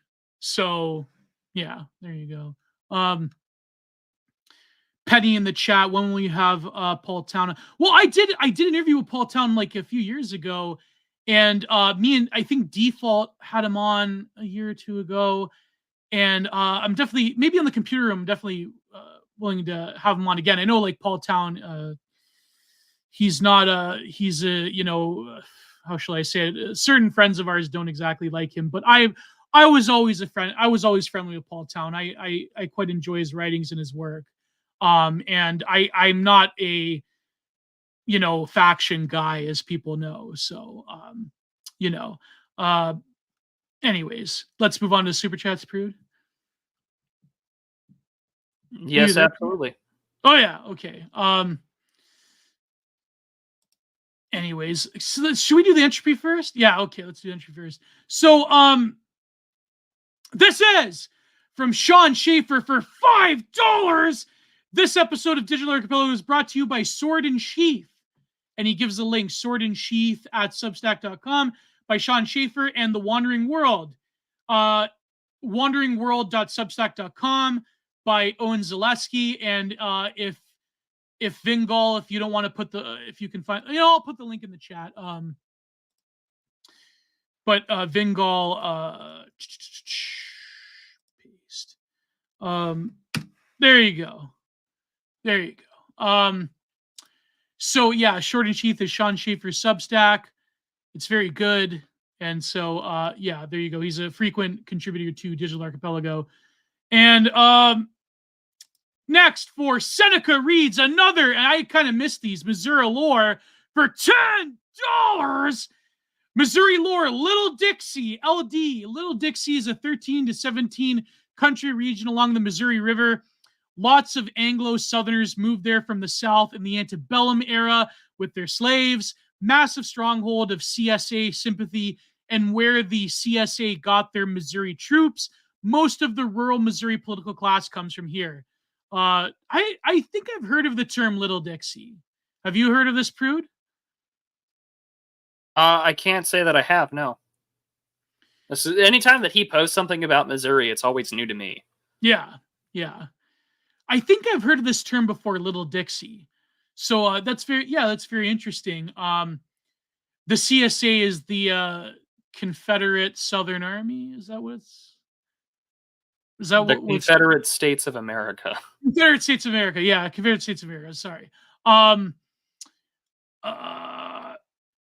Russia's like, so that's too harsh. Russia's like the big fat guy who can't wrestle, who tries some cool moves but fails miserably and just crushes the other guy to submission in a painfully long match. Just sit on him. Just sit on him. Sit on him. Just sit on him. Come on. Just sit on him. That's funny. And Sam 153 for $10. Are we still in October surprise watch, or is it the Hurricanes? Is the Hurricanes an October surprise? I mean, it can be. Never say never, but it could be. There's still less than 29 days and they're till the election. So I mean, you've got anything can happen. I don't know. Never say never. Another Trump assassination attempt, do you think? Maybe. That's a good question. I mean, I wouldn't be surprised. I would not be surprised. I mean, he has been doing speeches behind glass, isn't he? Bulletproof glass, or yeah, and he's had, I think, some private security as well. Yeah. So I mean, like, it's not like he's not unbusy, so to speak, with security. But I mean, like, the Secret Service, like, it's bound to happen again, whether he's in office or not. They'll try. Yeah. Woodstown is hilarious. Oh yeah, that reminds me, Prude. That reminds me. Did you see that Keith Woods' channel got clipped recently? I saw that earlier today. Yeah, I mean, they didn't give him a reason. I think it's absolutely disgusting. I mean, whatever you think of Keith Woods, I mean, his channel was always pretty clean.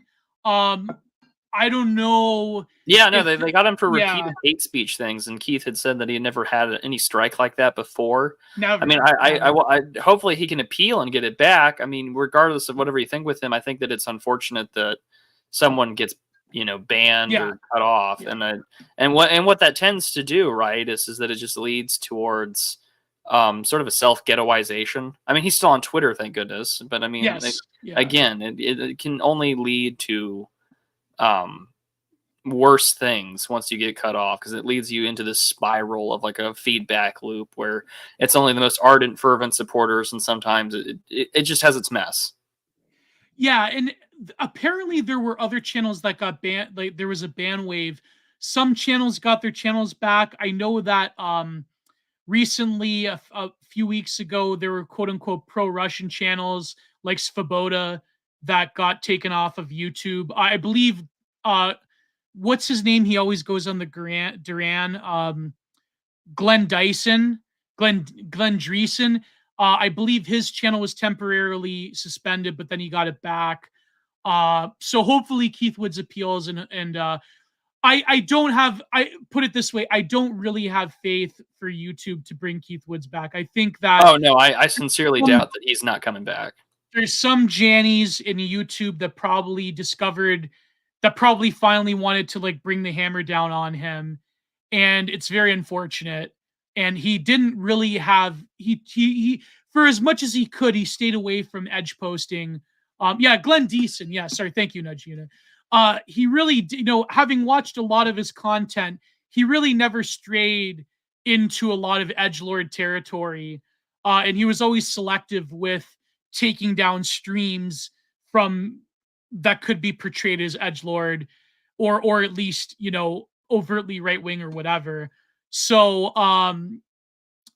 but again, Keith Woods has ascended to a higher position of status, and I think that's why they took him down.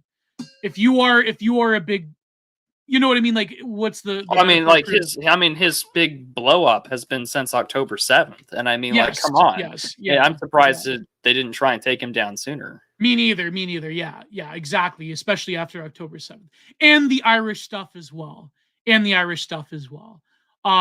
So I think that it looks like an inside job. It looks like someone in YouTube or a committee in YouTube finally wanted to get rid of him, unfortunately. So yeah, I think it's disgusting in my opinion. Again, like a lot of people, certain people don't like Keith Woods, and I understand. I mean, I've always enjoyed his content, but I think that it's terrible, man. It's terrible. It's like when Millennial Woes got taken down off of YouTube. It was totally unjust, and it was it was disgusting. Anyways, let's move on to the rest of the super chats. I know it's a depressing topic, but yeah. Anyways, let's move on. So penultimum for. Oh wait, sorry, I skipped Owen Zaleski. So yeah, to answer Sam 153, I don't know if there will be I know the meme of the October surprise. I wouldn't put it past them trying to assassinate Trump again, but I mean, I pray to God that the hurricane in Florida does not wreak havoc the way that other hurricanes have. I pray for everyone's safety in Florida. Florida is a great state. There's a lot of Leafs in Florida. There's a lot of friends of ours in Florida, and also in North Carolina and the other states that have been affected by other. Yes, again, if you can donate your time, your money, your effort to helping those people, or to house your friends who are escaping Florida, by all means do so. And may this what is it, Milton? Yeah. May Milton destroy Disney World. Yeah. Only Disney World, though. Only selectively destroy Disney World. Shane is in the chat. Our good friend Shane Swenson. Gio, you look beautiful. Shane has recently, I believe, gone back to Montana to help restore another Orthodox church, and he's really been putting in a lot of work. Prude, I forgot to ask you this. We were doing the body of this episode. Is it true the rumors, the shenanigans going on with FEMA, like confiscating donations or whatever, or is that just rumors? I have no confirmation, although I've seen a lot of videos of like helicopters fucking around with disaster resource relief places. I don't know how true it is, but I mean, it doesn't really matter. I mean, the proof is in the pudding that they're slow to respond. FEMA has been using dollars to fund illegal aliens, and that all this is in control of Mayorkas, who isn't even really a true American in any shape, way, or form. Worked with Hayes and is an enemy of the state and to your people. Yeah, and he is a disgusting traitor. So, and people's lives are at stake. That's really the tragedy of it. And yes, George, the Bush administration did fail during Katrina. That is true.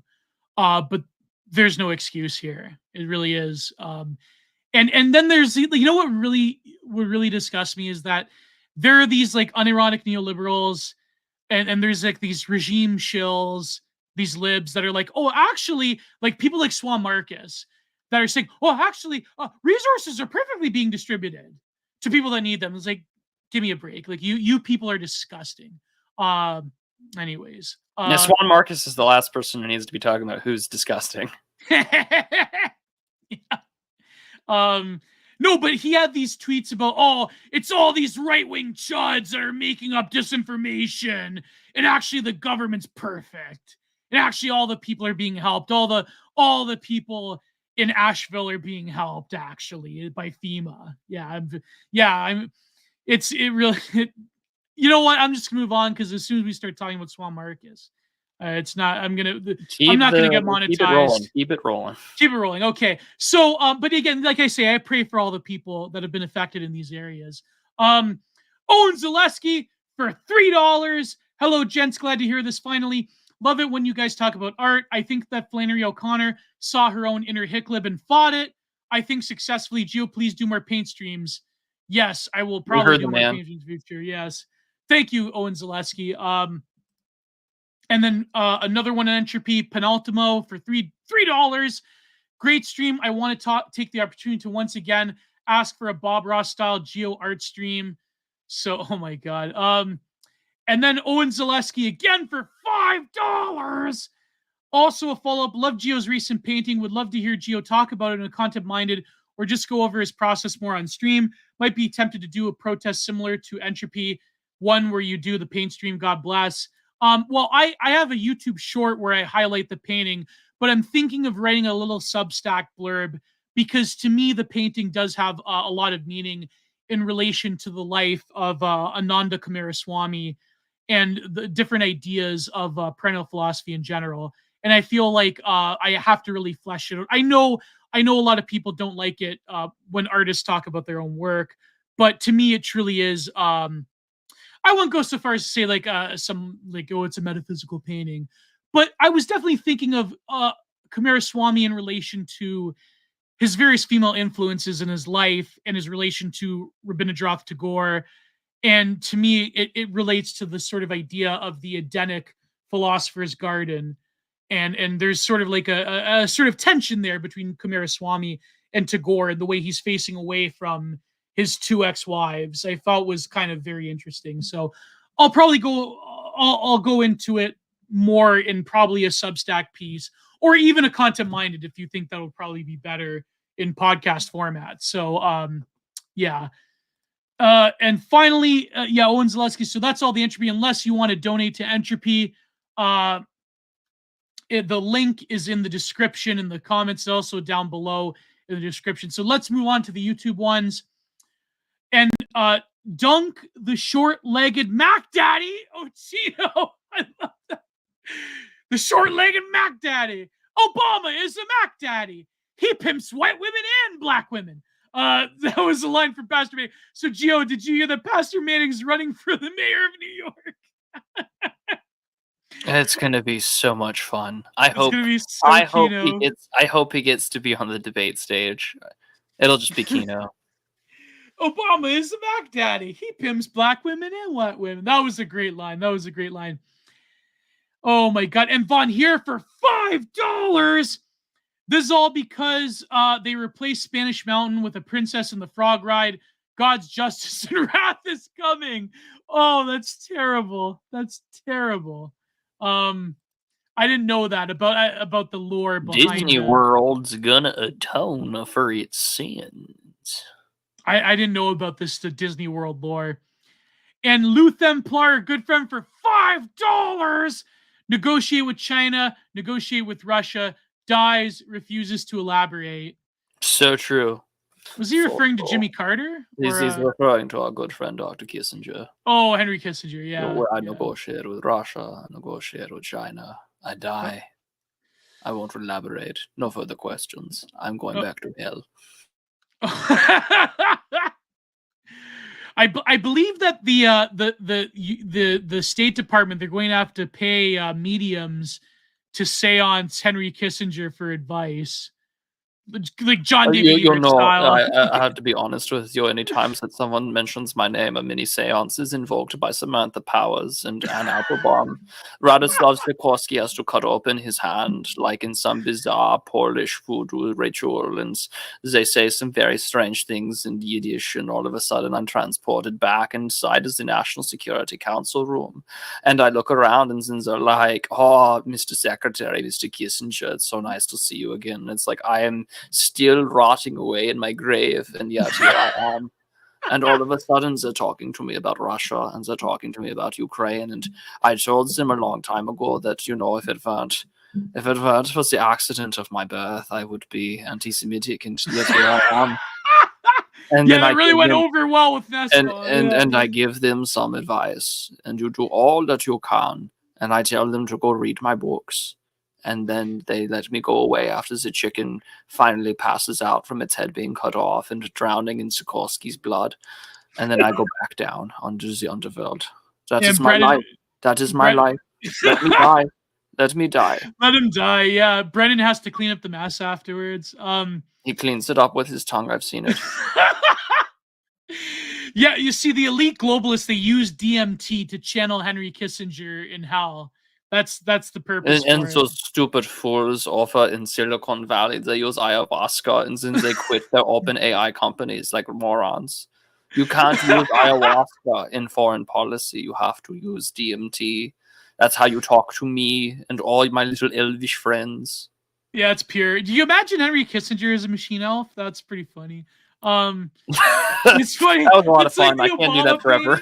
Yeah, like I posted, like, do people remember the psychedelic Obama painting that Alex Gray did, where he's got like the global American empire flag behind? Like, can you imagine Obama as a machine elf? That'd be pretty funny. Anyways, $2 by Port Film Co-op. Check out The Rapture, 1991. Has Super Faith Film. Oh, check it out. Let's go with that. The Rapture, 1991. The Rapture. 1991 film, a film by the one? the one with David Duchovny? Yeah, I think I saw this one. Mimi Rogers, David Duchovny, The Rapture. A telephone operator living an amoral life finds God and loses him again.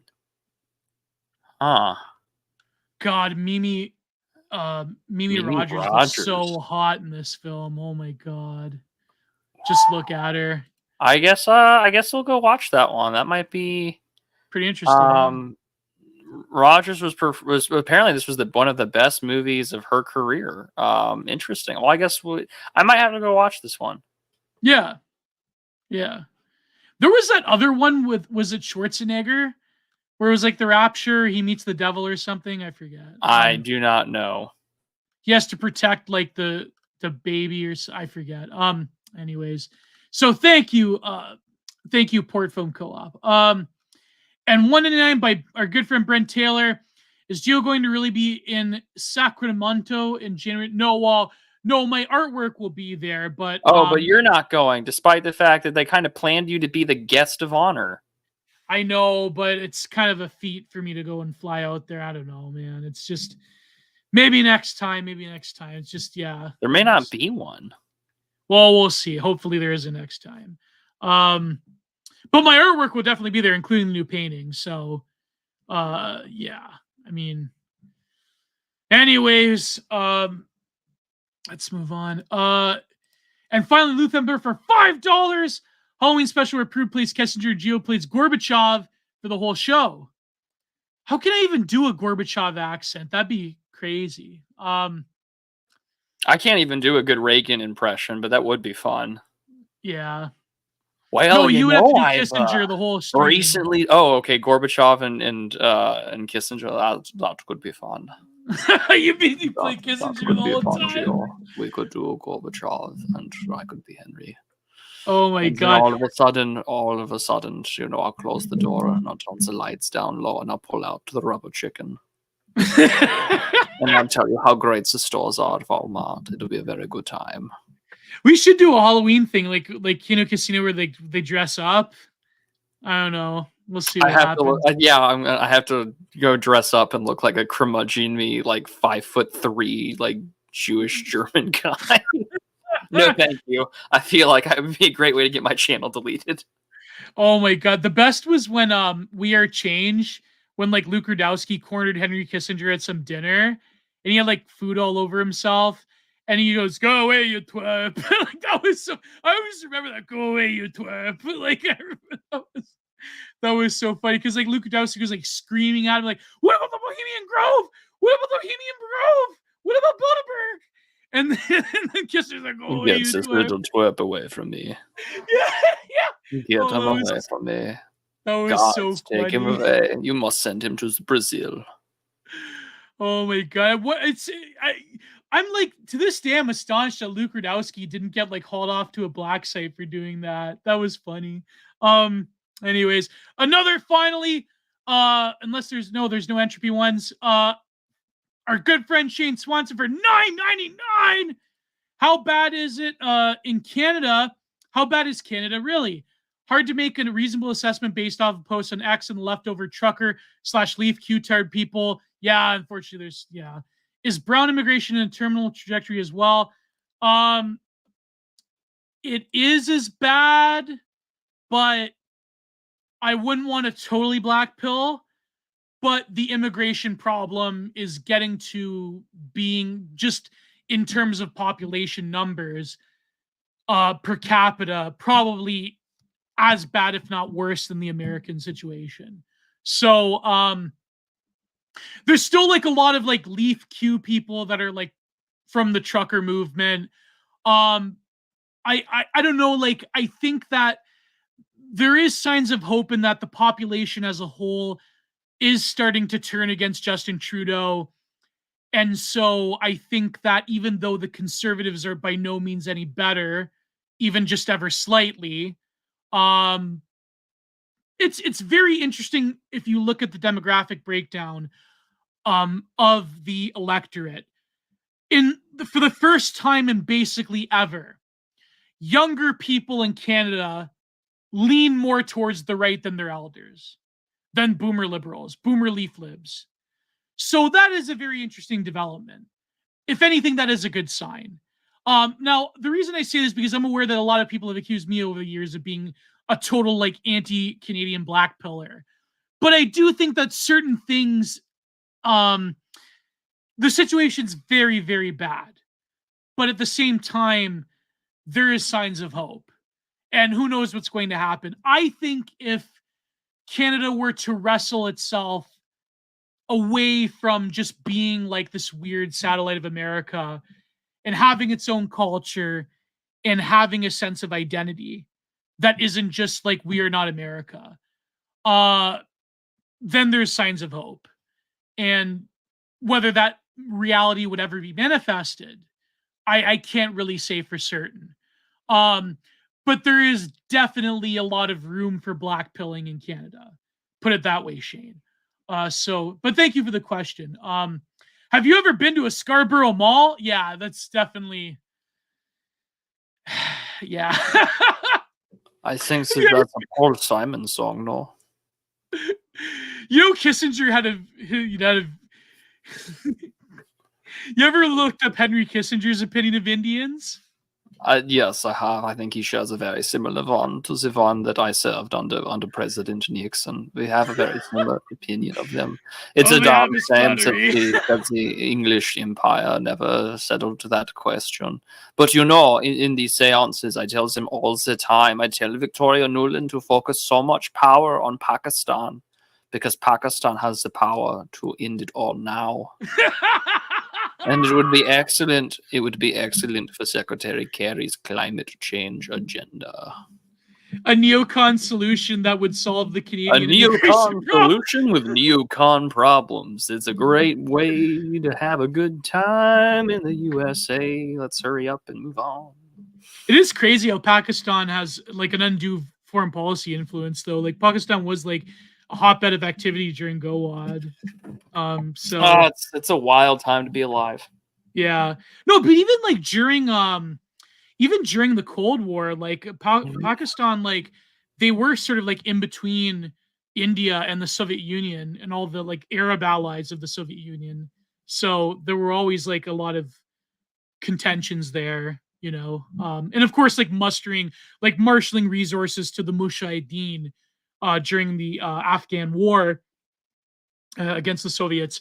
So Pakistan has always played a very important role in American Middle Eastern geopolitics. So this was the tweet earlier about the Joker sequel. It says Joker 2 is actually a genius cautionary tale about what happens when a clown-pilled Sigma Doomer betrays his true self Chud Bros for a bimbo foid and becomes a cringe fake cell. I've never watched the movie. I just assume that that's what it's about.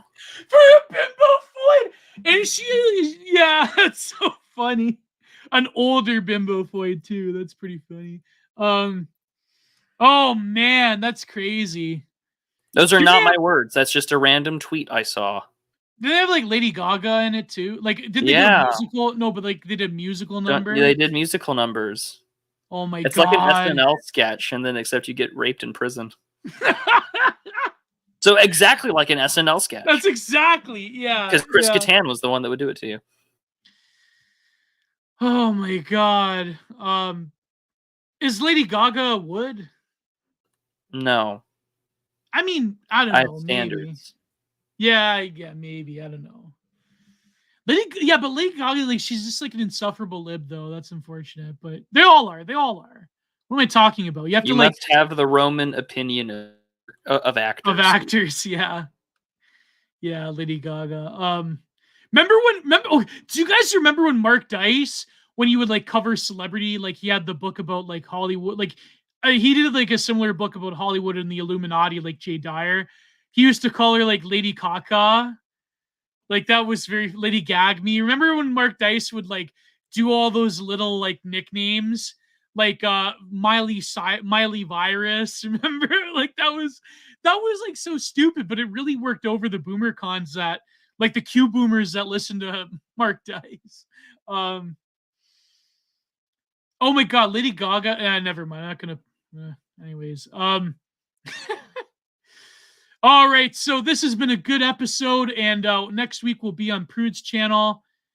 And so unless anyone wants to do a last minute stupor chat, I have no idea what we're doing next week either. So we'll figure that out. I'll find something. Maybe we review another O'Connor story. Yeah, we could. Yeah.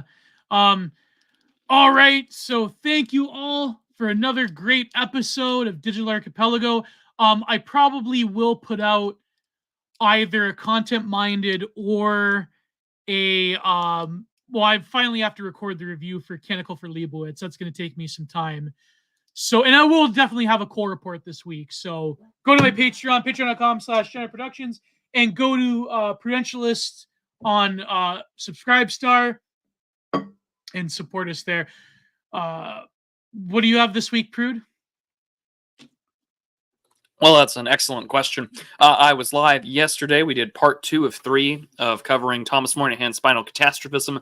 Dimes and I will hopefully have sort of a quarterly or maybe a monthly sort of deal where we cover various texts and theory books and things like that. So I think Dimes and I are going to cover Anti-Oedipus next time after this book is over with. I have to be on that one, man. So he's never read it. So... Oh! It'll be a first for him and a refresher course for me. So that'll be a fun episode when we finally get to that. But that happened just yesterday. I'm going to have a Substack essay out called "With Bated Breath" out later this week, Lord willing, and then I'm going to record a more lengthier video essay, and that should hopefully be out. If not next week, then maybe this week when I have time, but I will be sort of out for streams starting this Thursday night until Monday. And I might be on Oren's channel this Monday. It just totally depends. I'm off that day because it's a federal holiday for me, so it's nice. But yeah, I've got, and plus I've been writing a lot more for the OGC, so if you want to see what my written words and opinions are there, I'd highly recommend that you check out theoldgloryclub.substack.com. I am going to be reintroducing the Stalin's War series that will hopefully be out later this month. I'm aiming for the week of the 20th. That way it's on a week I'm not hosting the Digital Archipelago, so it gets better numbers. So that'll be back. And also, as of earlier this afternoon, all of my recent videos and live streams are on all podcast platforms. So you can find Prudent Observations with the Prudentialist on Amazon, Android, Apple Podcasts, network listening apps, podcast page, Spotify, whatever. They're all on there, including yesterday's stream, and your ongoing support on Subscribestar, through Entropy, through Buy Me a Coffee, and the rest is all greatly appreciated. Your work and your support goes so far, and it means so much that words cannot describe my gratitude. How much did that cost? Like, how much? What cost? Like, don't you have to pay to put all your backlog episodes through Liberty? Like on, like I pay monthly with Libsyn, although I'm going to probably stop paying for StreamYard, and I'm going to start doing that through OBS just so I can save more money. But also, I keep making more money through this, so it kind of pays for itself.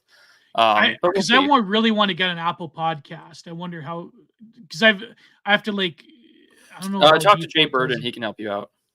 All right, yeah. Because I really wanted to put my backlog on Apple, because I think, like, God willing, I don't get clipped off of YouTube. I think Apple Podcast is a market that I've yet to tap into. You can direct people to your Patreon through Apple Podcast, right? In the description and everything. So yeah, that's what I do. All of my links are in the description of all of my podcast appearances. And you're on Apple Podcast through Libsyn? Is that how it works? Okay. Well, maybe one day you could teach me how to do it. I'll look into it, because I really want to go on Apple Podcast. I wonder, but like if I could pay for something that just specifically does Apple Podcasts. But anyways, all right. As we always say, God bless. Goodbye. Too sweet. See you, gents.